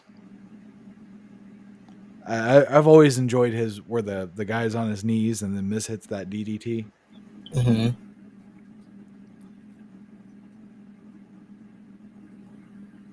And then Miz goes for a skull crushing finale. And I gotta say, I miss when he used to pose for the skull crushing finale. He used to do that whole thing, but he doesn't do that anymore. Cena was great as a ref. He called it actually right down the middle. He was pretty fair. He was intense when he needed to be. He was pretty believable. I actually thought he was refereeing a real match. At one point, Miz tried to do a 5-knuckle shuffle right in front of Cena. Knight kips up because we need another person to do a kip up. He actually didn't kip up, but I thought he did. no, he did like a back roll to his feet. So like he kicked his leg back and then handspring stand up to his feet. I guess I just assumed. My bad. No, I thought he was going to do one too, but then I saw him roll backwards. Okay, so he rolls backwards and he hits his little people's elbow on Miz, and then he turns that into a blunt force trauma, and he wins. And then Cena and Knight, they get into a stare down after the match. Then they shake hands, and Cena raises his arm. And LA Knight's your winner. LA Knight, yeah, takes the win. You get the stare down with John Cena, maybe teasing something in the future there. Yeah. I just thought Knight looked like an idiot because Cena's like, I'm shaking your hand. It's a sign of respect. Oh, you want to get into it now? We'll do this today. No, I'm shaking your hand, dude. And then Cena, like before the match, he basically said, I want LA Knight to win. That's just because he didn't like The Miz. Whatever. I don't give a shit. I just know he doesn't not like me.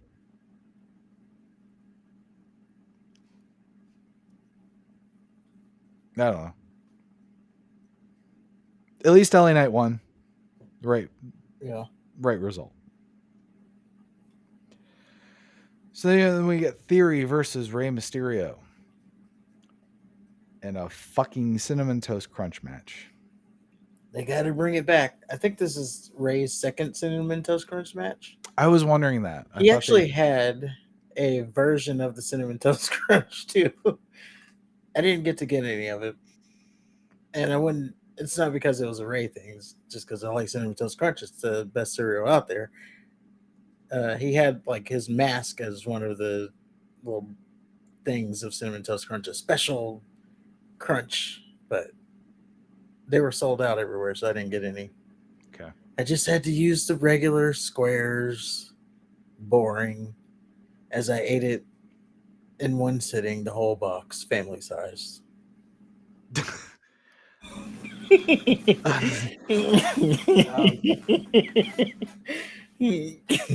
So here Theory hits a swinging sleeper hold. I thought that looked really nice. Actually, Theory looked really awesome in this match. He looked intense. He had control of the entire match. Ray, on the other hand, he looked like a pudgy, middle-aged guy that's short. Ray goes for a 619, and then he tries to hit his mini-me splash. Theory gets his knees up, and then he pops Ray up for whatever he calls his shit. And then Ray gets a fucking roll-up for the win. Yeah, this match could have definitely been a SmackDown match. Yes. Now keep in mind, we got this instead of Gunther versus Gable. I just want you to picture Gunther versus Gable, and then I want you to just set it aside on all of these matches, and I want you to tell me if that would have been better than what we actually got. It could have definitely replaced this match, yes. Absolutely. And I actually thought it was a good match. I just thought it was the wrong finish. I thought Theory should have won. And it was even worse that LWO didn't even come out to help at all. So I don't know what they're out there to celebrate afterwards. Yeah, I don't know what they're doing with Theory. He's just there now. They got to break him down and build him up, I guess. Yeah. So after that, we get Becky Lynch backstage. The lady asks, "What's next for the man?" Then Kaiser's bitch interrupts, and she does a fake apology for calling Becky a former NXT Women's Champion. You're on a woman-hating tirade tonight. Becky calls your male what is it? Your toxic masculinity. Becky calls Kaiser's bitch a Barbie. And then Becky versus Kaiser's bitch is on the horizon, I guess, because they have a little fucking stare down, whatever. So that lady he's mentioning, it would be Tiffany Stratton, NXT Women's Champion. And yeah, apparently there's rumors that Becky is going to be challenging her for the title. All you know is that she has Kaiser's seed running down her leg every match. Her leg? Yep. It comes from her throat? No, it comes from the cooter down the leg. Oh.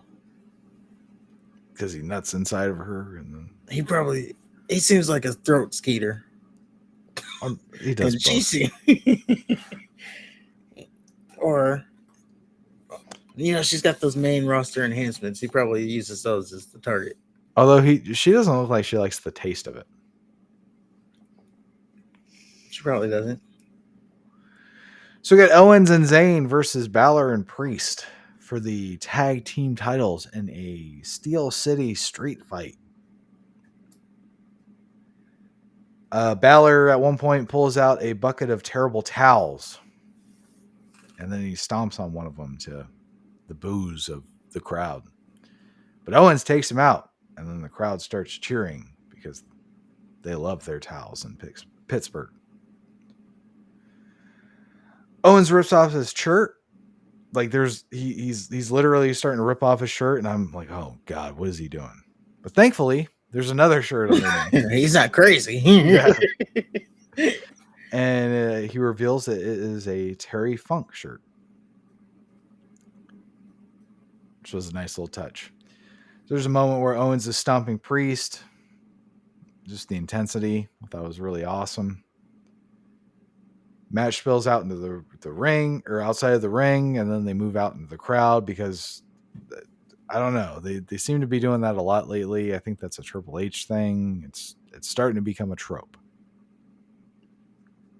Like if you're doing that on Raw, why are you doing that on a pay-per-view? The pay-per-view is supposed to be special. The pay-per-view is supposed to be the thing we don't see on Raw. But if you're doing the same shit that you do on Raw that you do on the pay-per-view, then it don't make any fucking sense. It's not special. There's no commercials, I guess.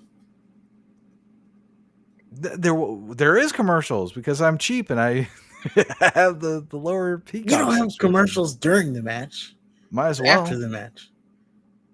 Yeah, whatever. By the way, that's $9.99. Hashtag team commercials around here.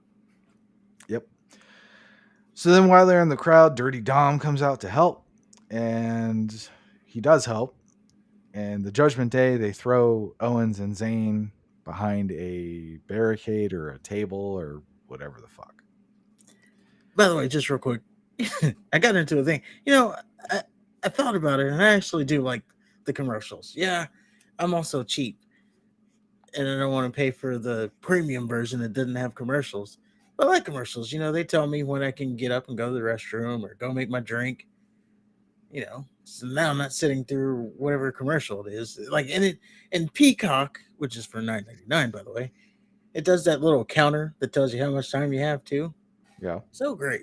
Like, oh yes, commercials. They all do that. I know. What's with Hulu, by the way? Hulu, they got like 200 seconds of commercials. What are they doing over there? It's that Disney connection. 200 seconds. I don't even know how long that is in minutes. It ain't 1 minute. I don't know. It's weird math. But come on, Hulu, get your shit together. 200 seconds of commercials. Okay. So Owens and Zayn, they're tossed behind the Go ahead. No, you got your tirade about cum guzzlers. I got my tirade about commercials. 200 seconds. Yeah. We good?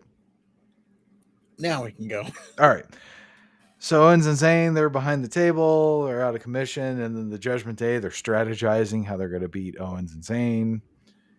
They come up with this brilliant idea to bring them back to the ring and pin them. So then they turn back to Owens and Zayn, who are standing with fucking hockey gear on. Gloves, jerseys. And it was at this point I decided, you know what? I don't care who wins this match. I don't care. It was also at this point that, or at least for me, I noticed that Kevin Owens was bleeding from his head. He was bleeding from his head. Yeah. There's a point where Owens does a swanton to Dirty Dom through a table from the upper level of the stands. Completely misses the table. Well, not completely, but he overshot it. Sammy goes for a hell of a kick. Priest throws a trash can in his face. Priest tries a razor's edge onto Sammy, but Sammy gets out of it and then crotches Balor, who was waiting in anticipation for his coup de grace. They were going to do a little double team move. Then Sami Zayn takes on Priest and Balor all by himself. Then McNugget breaks up the pin attempt. Owens does a pop-up Balor bomb to McNugget on the announce table. Then Ripley spears Owens through the barricade, which was the only awesome part of this match. Rhea sold it perfectly. Sammy hits a hell of a kick to Balor. Mysterio hits Sammy with a briefcase. Balor rolls on to Sammy for the win. And the Judgment Day are all hard now because they have an accumulation of lesser titles that they can brag about now. Yeah. very surprising that this is how they ended the Kevin Owens and Sami Zayn title tag team title run, winning it from the Bloodline for this. But I guess it's to further the story with the Judgment Day. Um, I did enjoy this match. I was thoroughly sports entertained. Um, Even the hockey thing, I Ugh. was okay with that. They They had the had hockey sticks. gloves, and then They did the penalty fight on Dom. yeah, they fucking did. They dropped the gloves and no. I liked it. I was sports entertained. Kevin Owens, he overshot that swanton. I thought he was hurt again. I'm like, well, what are you, what are you doing? Because if you watch it back, he definitely overshot, hit his knee right on the concrete, and I was like, well, that's it for Kevin Owens. But he was able to make his way back in the match. But I did enjoy all of it. Maybe it was a little bit too much, Judgment Day interference thing, but There was a lot of that. I was I was sports entertained. All right. So after that, we get the Waller effect. And then Waller says Pittsburgh and Cody Rhodes have something in common. He's seen both's reading levels, and neither can finish a story. Then Cody comes out. Waller stops Cody's little catchphrase. Thank God. Waller says no one cares what Pittsburgh wants to talk about. He wants to talk about Cody's big announcement. I guess Cody was talking in the back about having a big announcement. Then Waller talks about his rub. Cody references all the other shows and how they go down. Like Piper's Pit and the others. And how they end in fights and blah, blah, blah, blah. Well, Waller's like, no, I'm a professional. We're not going to do that. Then Cody says, you know what? I pulled out all my political chips to right a wrong that happened on SmackDown. And then he says Jey Uso is now on Raw. So then Jey Uso comes out. And then Waller's still there. He says, welcome back. I mean, you've been gone only for 2 weeks, but welcome back. Then Waller asks Jay for a super kick. Jay gives Waller the super kick he asked for, and then Cody looks on stoically. Yep. Jey Uso has returned.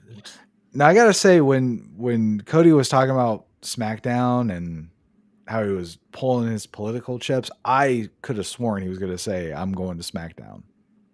Yeah, that's where we were going, but no, he just used it to right or wrong. Now, funny thing about this whole story thing, it was exactly what they did with Rey Mysterio and Dominic last year. Oh, it was, yeah. I'm gonna quit. Wait. Before you quit, let me talk to you. Oh, now you're on SmackDown. Same story. But I told you that they're trying to stretch the Jimmy versus Jay out till WrestleMania. So I guess this is how you do it. We'll see what happens. Shows. Just hopefully Jay doesn't get. Well, hopefully Jay doesn't get involved with the Judgment Day shit.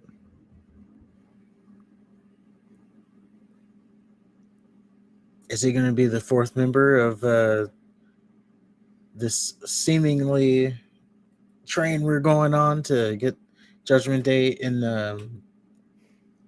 what the hell is it? Survivor Series. War Game. Is it War Games? Is he gonna be part of War Games with them? And then so Cody, Jay, Sammy, and Kevin versus the Judgment Day with JD McGrimmishake. Oh boy, glad Jay jumped ship to Raw for that. Yeah, I mean, I'm just saying, is that where we're going? I hope because they're not going to do. Seth Rollins is still, Judgment Day but it seems like he's jumped out of the Judgment Day circle. Maybe he gets pulled right back in, and he's the fourth guy, not Jay. Because where are you going with Jay? Like, what story or what feud can he get in? Well, you would Like, I think don't. that Cody would be the natural feud, but unfortunately, he's the one that brought him in. So I don't. It seems like Jay's a babyface. Yeah, he is definitely that. I get, but yeah, he's easily gonna get involved with the Sammy and Kevin Owens thing. And this story is not gone because now well, oh yeah, we just did that match. The story's not gone because Judgment Day won the title, so Right. it's gonna continue. That's how you continue the story. So I don't know, maybe Jay gets added to the mix. And then now that I'm thinking about it, the Sammy and Jay like reunion, there's that. So that's going to be something to look out for. Or maybe Jay's the catalyst to the Owens and Zayn split. Yeah, it could be. So I guess that's how you get to continue the story. He's going to get involved with that. Okay. By the way, there was some news going around that Cody Rhodes might be feuding with John Cena at some point, or maybe not feuding. That's a harsh word. They're going to do a match. John Cena versus Cody Rhodes in a pass the torch. Obviously, this would be a pass the torch, generation versus generation, icon versus icon. Those types of matches. Cena has already passed the torch to Roman and Theory. Don't say he's passed the torch. He did not pass the torch to Theory. He lost to Theory He at lost to WrestleMania. Theory, but he And wasn't. that was That was not a pass the whole torch. point, though. Regardless of whether or not Theory did anything with the torch that he was given, he was still passed the torch.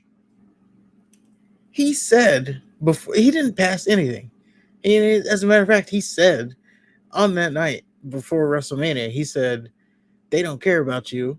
Even if you beat me, they're not going to care about you." So, I don't want to do this, but But he still they're not lost. going to care about you, win, lose, or draw. So he was clearly not passing the torch. He said, "I'm going to do the match, and it's not going to get you anywhere. You're not going to get over." And he was spot on that. Cena lost the mirror match. That's it. That wasn't passing That was the the torch. torch. Yeah, it was. It was at WrestleMania. It was Theory's biggest moment. He's still fucking talking about it. And no one cares. No one cares. I don't think that was a passing of the torch. That was just to get Cena on the card. He was trying to pass the torch, but I don't think he was passing the torch. You can't pass the torch to a heel. Think about it. Rock versus Hogan. That wasn't a heel. That was face versus face. Now, the Rock Hogan turned was heel the during the heel. match. Hogan was the heel. Was he? Yeah, he was in the NW fucking O. What do you mean? Was he? He was not the heel. He was the heel. The fans turned him into a face. They've turned The Rock into a heel in that match. Yeah, so he wasn't the heel.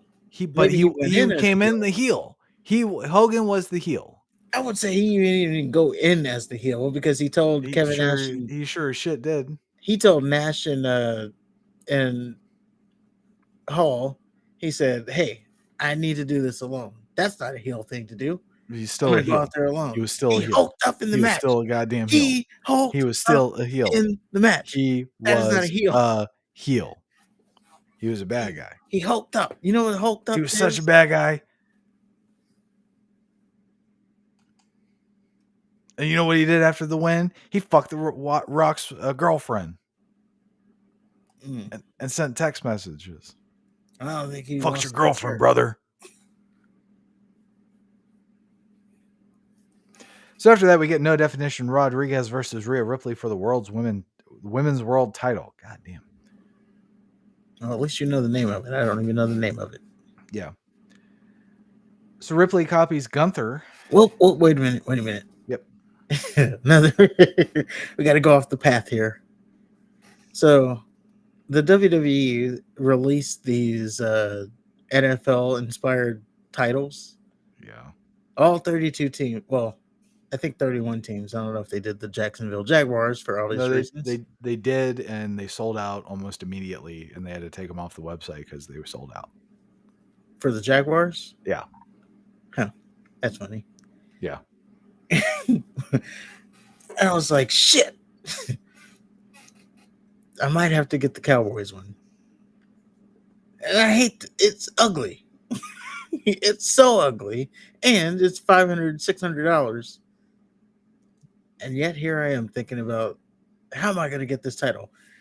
Which brings me to my next point. Everybody get in those super chats and all this stuff, donation. We're going to put a cash app, all of the stuff that you can donate so that I can get that title. Okay. There you go. All right. So yeah, Ripley copies Gunther by coming out alone. And they do the "she's so strong" shtick with Rodriguez, which is old. Ripley can take her down with, or she can't take her down with a clothesline, but one little yank of Rodriguez's hair and she's down like a fucking sack of bricks. Oh, you actually, you actually didn't go as hard as I thought you were about to go there.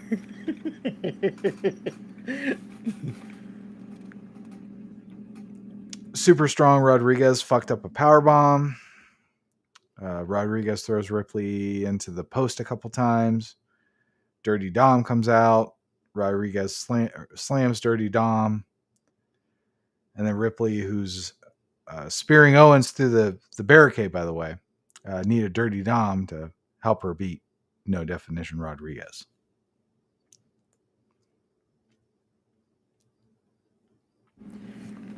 And your winner and still women's world champion, Rhea Ripley.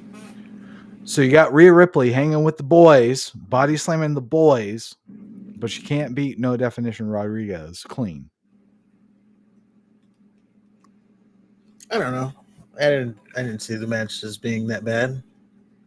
It was awful. Rhea Ripley is supposed to be a big, strong lady, right? Supposed to be. Look at her. She's jacked.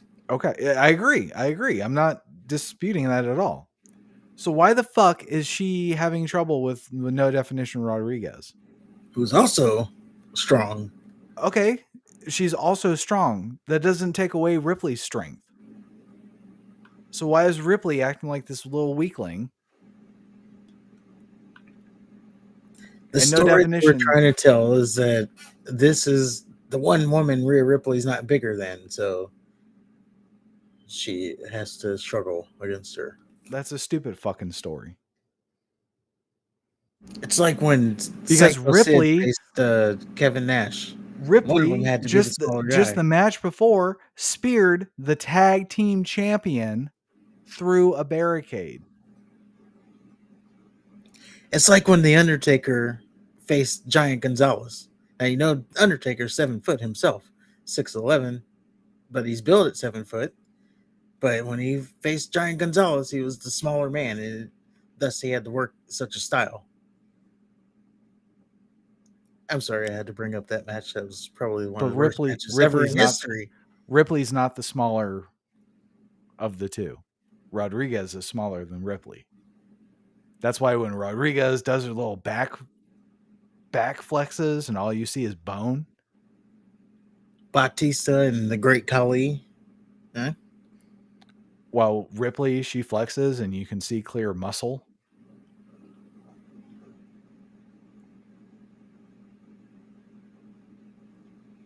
I don't know. I think Rodriguez has a good back.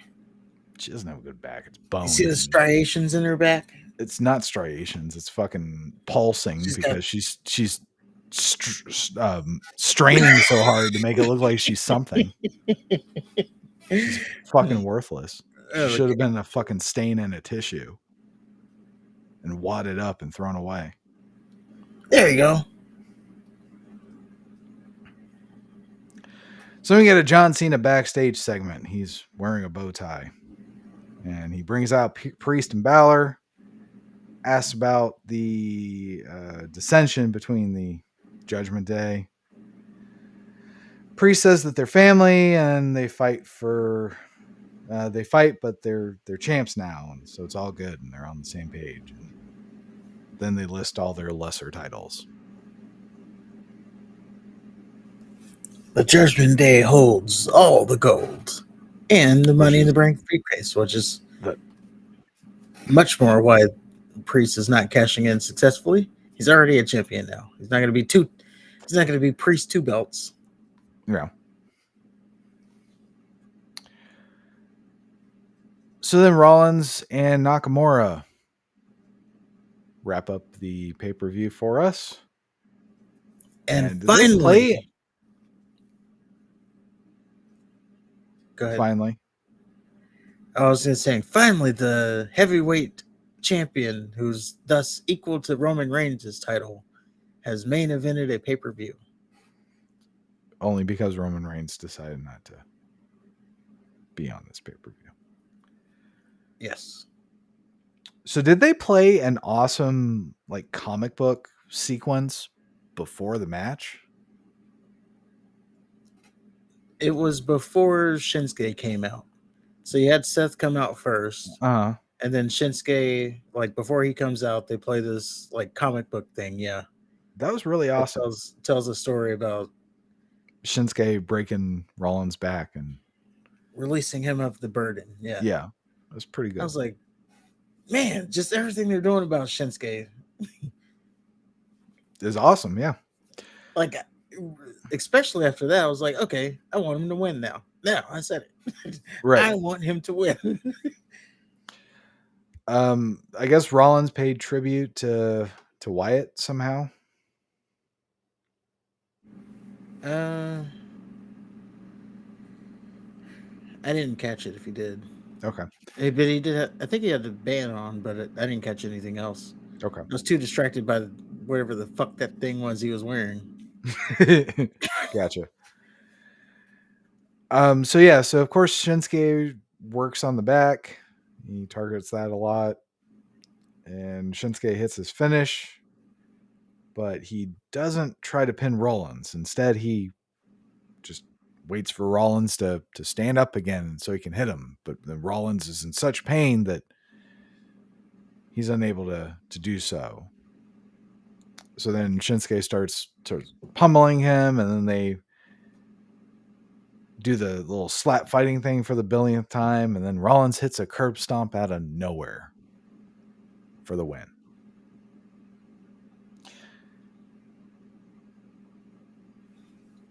And as far as the match goes, I was kind of disappointed, I'll be honest with you.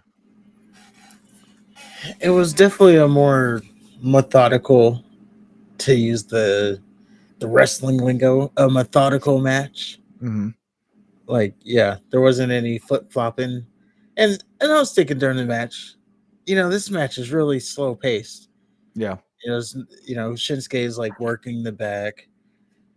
And it's like, well, am I bored? Am I bored? Maybe a little bit, but what am I wanting here? Do I want am I turning into a flip guy? Do I want flip-flops? Huh? Flippy floppy? Is that what I want? What can I do? I want to enjoy storytelling and selling and psychology? Another word there. Or do I want to just see flip-flopping? I just wanted something different than what I would have seen on Raw or SmackDown. And I think this was just basically a glorified Raw match. I like they teased that Shinsuke was going to win multiple times, and I found myself being extremely disappointed when he didn't. I know. Why?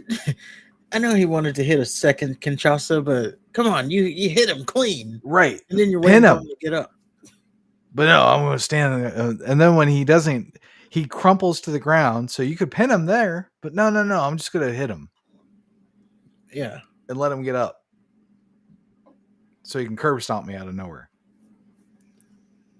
Yeah, Shinsuke has played a perfect game, perfect psychology, uh, perfect mind games, all, and then he had his moment and just forgot it all.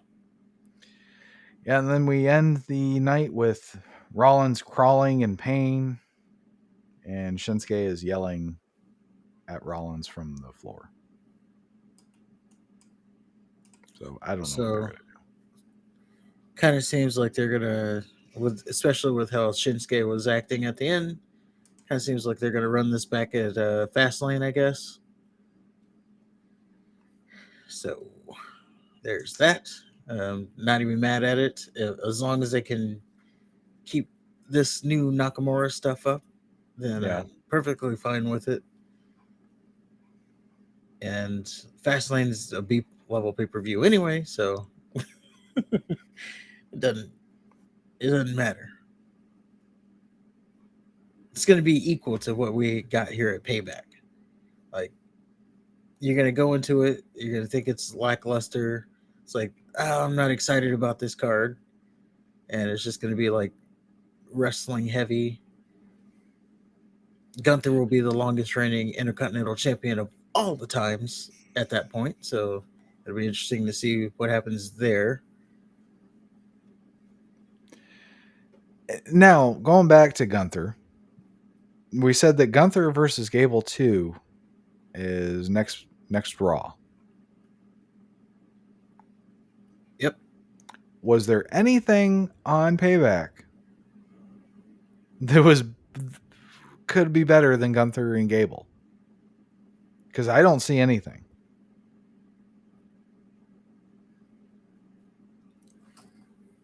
I mean, I enjoyed the show. Better,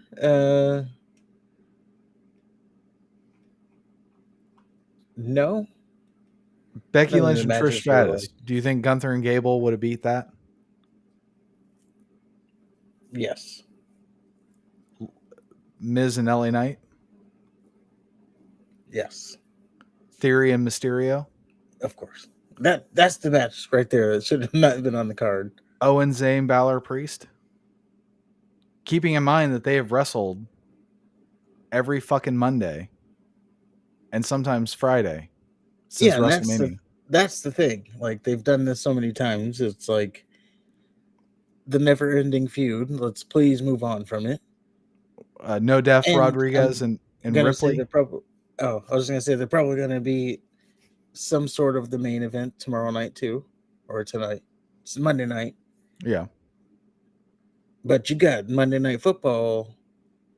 No, that's next week.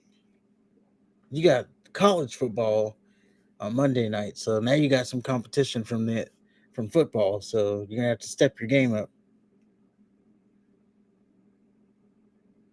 Ripley and Speaking of, Rodriguez, I don't think was better than Gunther Gable too. no, I mean, Ripley's got a good look. She's got it, but that match was just not didn't do anything for me. And then Rollins and Nakamura, again, good match, but not better than Gunther and Gable too. So I don't know why we're waiting for fucking Monday Night Raw when we could have had a pay-per-view level match with on the their pay per golden view. goose.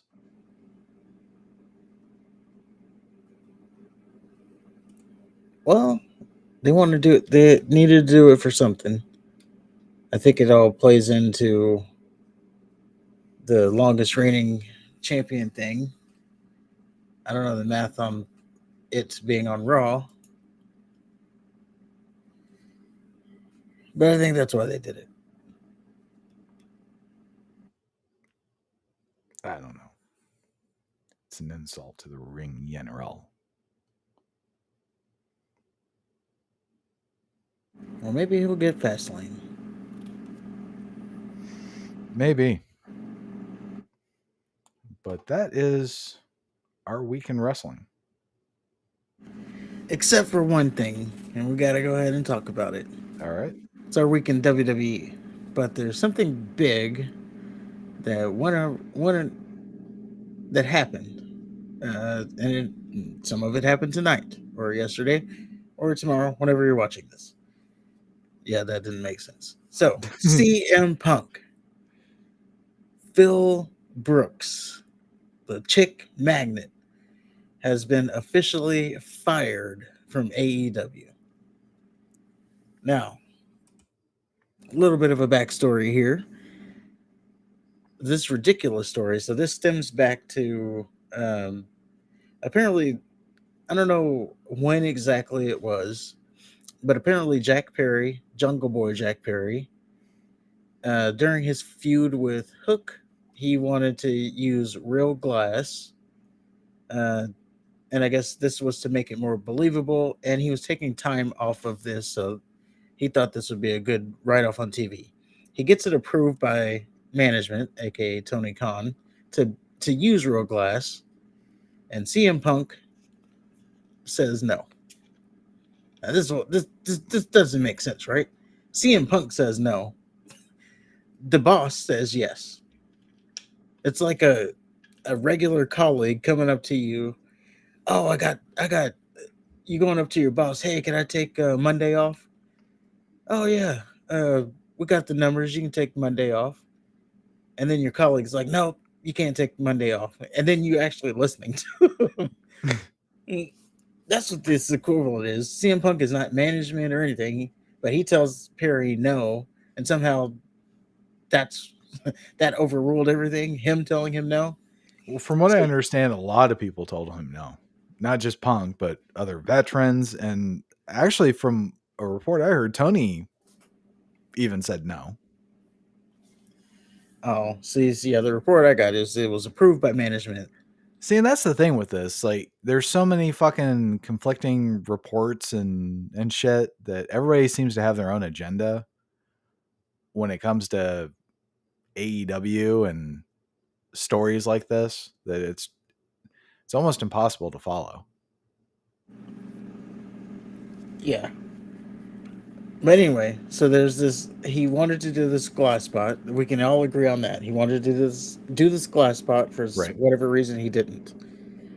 So fast forward to All Out, and he has this pre-show match with Hook, and there's a spot where they have a car, and he gets slammed on the car, or he slams Hook on the car. He goes to the camera, brings the camera over to the car, knocks on the window, says real glass, cry about it. Now, this is what everybody would assume was taking a shot at CM Punk for telling them he couldn't use real glass. And they finished the match. Perry and Well, now keep in mind that when he was slammed through the glass, he got cut pretty bad on both his back and his arm. And it was so bad that through the match, he was checking on his arm. yeah, maybe they were right, but he needed to prove a point. So he goes to the backstage, and then this is where there's an altercation between CM Punk and Jack Perry. Uh, Conflicting reports on what all happened. Uh, the one thing that seemed consistent is CM Punk choked Jack Perry.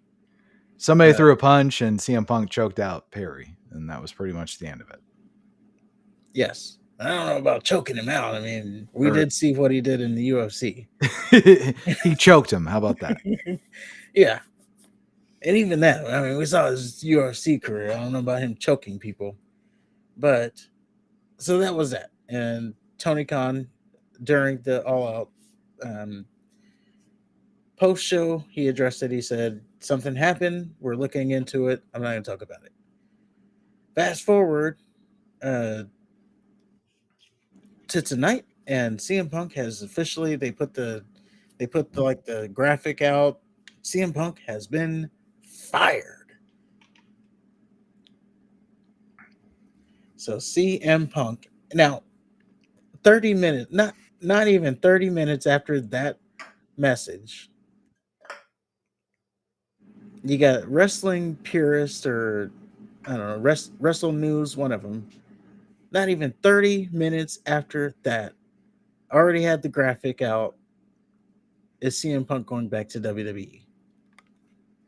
Timestamp, not even 30 minutes after the fire. And my comment was, well, how long have you had that graphic ready? Right. And yeah, rumors are now swirling out of control. Oh, WWE for Survivor Series they're going to be in Chicago. Thus, let the games begin. You got people already chopping up videos of Roman Reigns standing tall at the end of Survivor Series, CM Punk coming out to do the face off. Like, it's already spreading like wildfire, this CM Punk to WWE thing. But Does yeah, that CM is the. Uh-huh. does CM Punk want to come to WWE to put over Roman Reigns?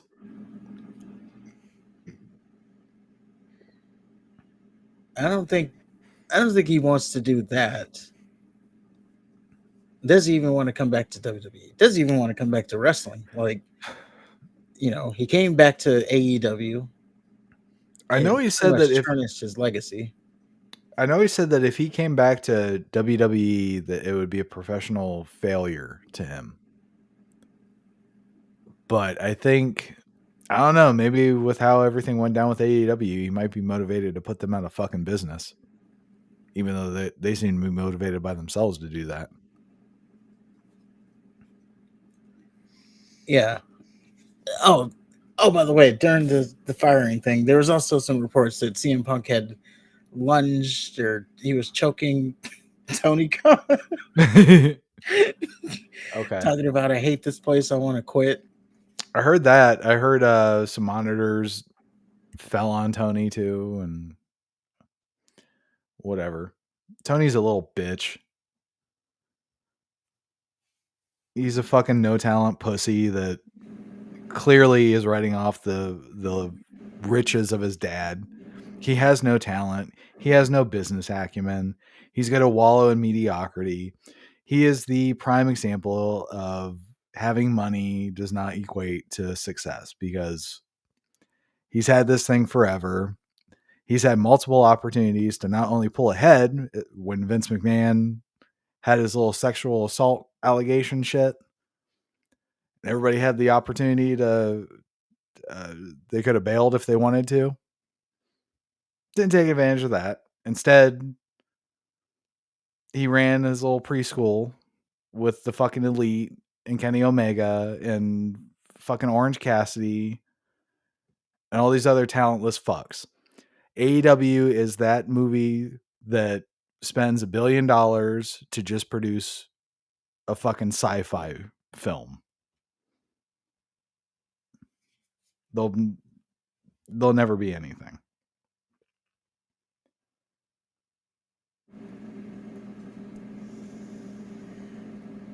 And on that note, do you think CM Punk should go back to WWE? I think I'm he not even should gonna. just stick it to AEW to put the Young Bucks out of business. I mean, CM Punk versus Cody. That'd be something. I think CM Punk has a lot left in the tank. Well, I think Now it's up like to does WWE want to do anything with Punk, or is Punk going to come back and basically feud with Kane?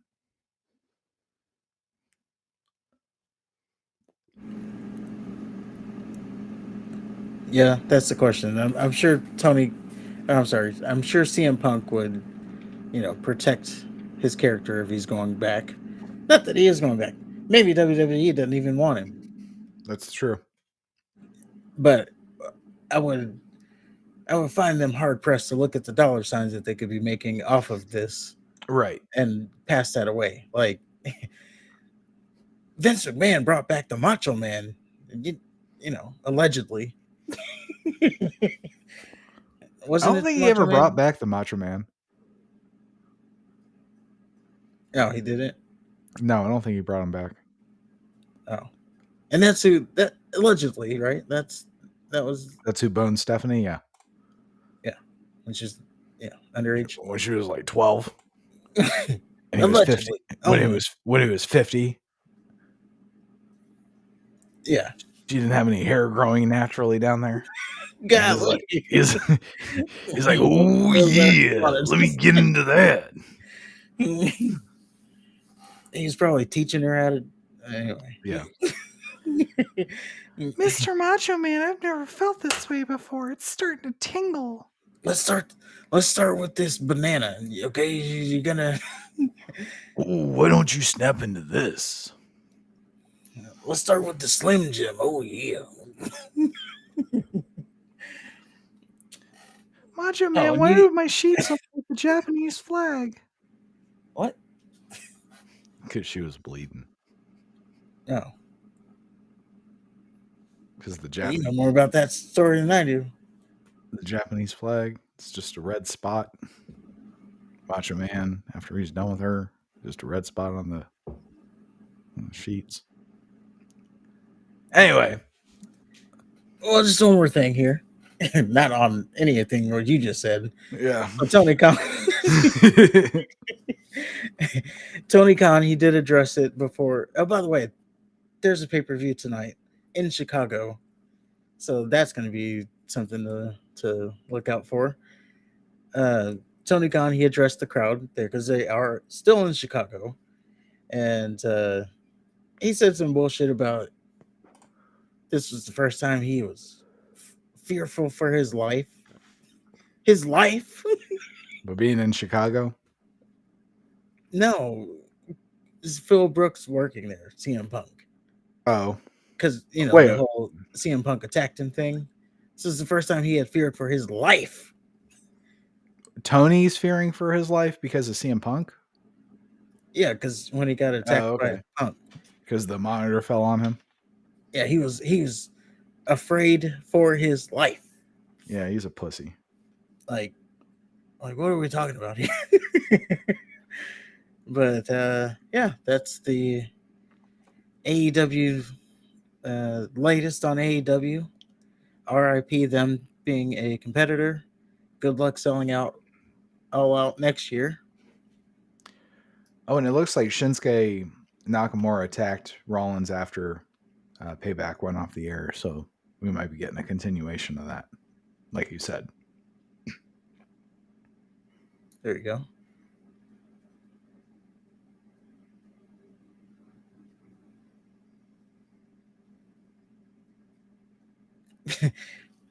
Apparently people online are already caught on to that whole thing.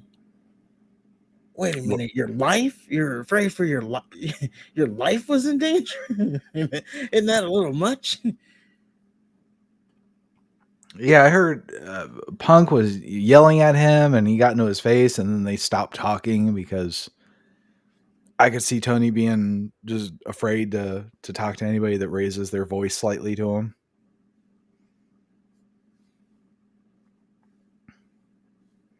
Yeah, you can't talk to me like that. But yeah, I will give him his props. He finally made a big boy decision. he made the wrong one. If it's the right or wrong one, that is remains to be seen. I mean, this thing is so split 50-50s. You got the people like WrestleOps or whoever the hell I said 10 minutes after the yeah, I know. 10 minutes after the firing, wait, CM Punk's going back to WWE, or should he come back? I was just waiting, made that graphic 10 days ago. All you need to know is made that graphic after All Out and just waited. Tony Khan fired somebody that makes him money. That's, I think, one of his number one merchandise seller. Number one merchandise seller. He got the third show, Collision. Yeah, based off of having CM Punk. So he fired him on streaming deals for Jungle Jack Perry. Yes.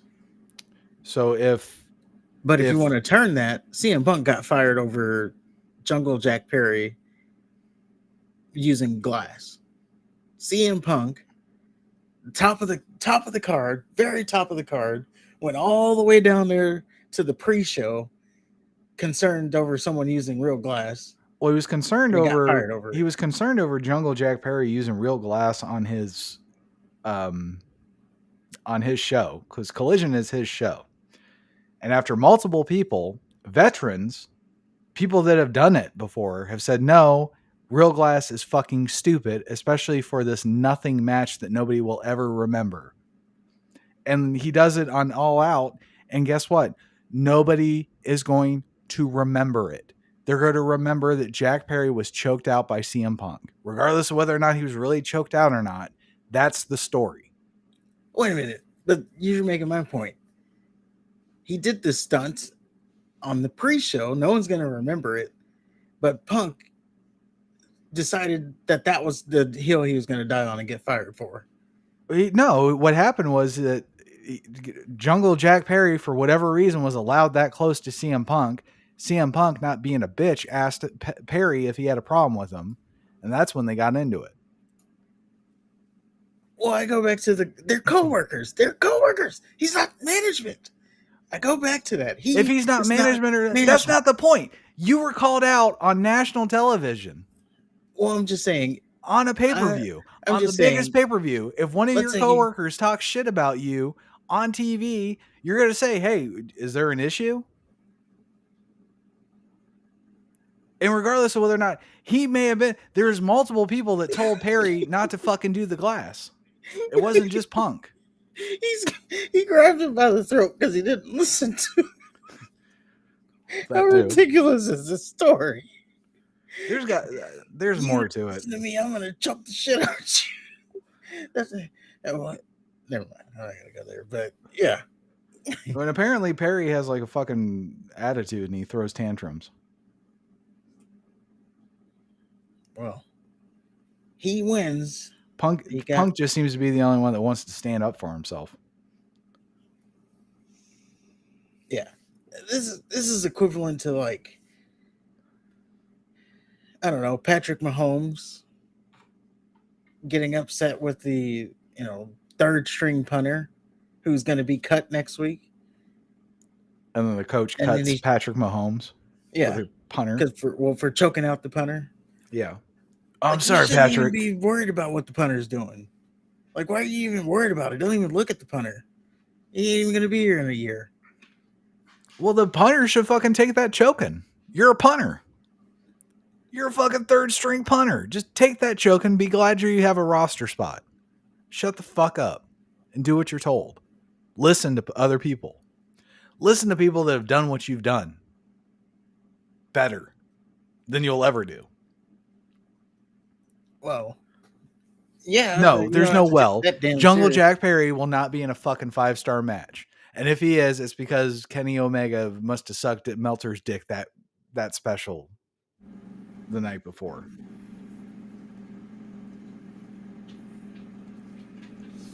Well, I'm just saying, why are we worrying about what the low-level jobber is doing that much? He wasn't worried about it.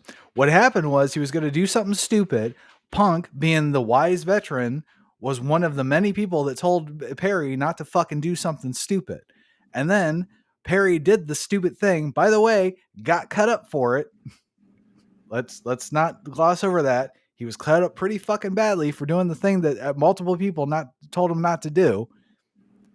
And then he specifically addresses Punk on television.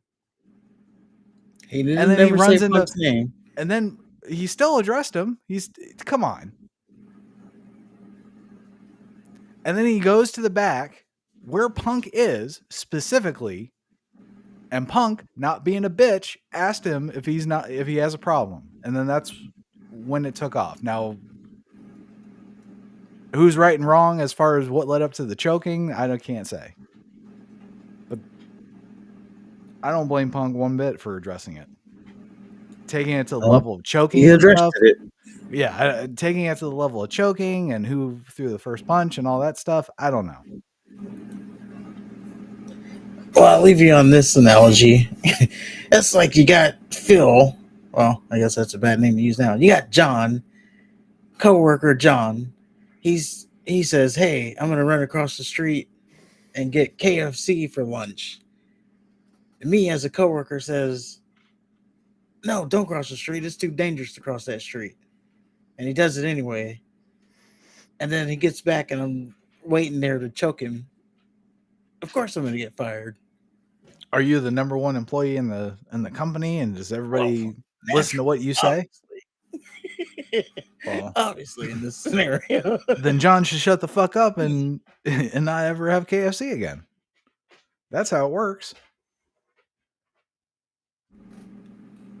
Well, sometimes you just gotta listen to people, regardless of whether or not you like it. And if somebody tells you, if you don't, I'm just and if somebody tells you something that you don't want to hear, then you don't fucking throw a tantrum about it. And you certainly don't call out somebody that punched 3 people the last time it was publicly called out. Oh yeah, there's that too. He never got, or he got suspended for that, but there is also that incident. So, it's not his first incident. He said some shit, and the Young Bucks came and broke into his locker room. Yeah. Yeah, it's not his first rodeo of fighting. So what this all boils down to is Tony doesn't have the nuts to tell people to fucking stop acting like children. Because keep in mind, Eddie Kingston got into it with Sammy Guevara.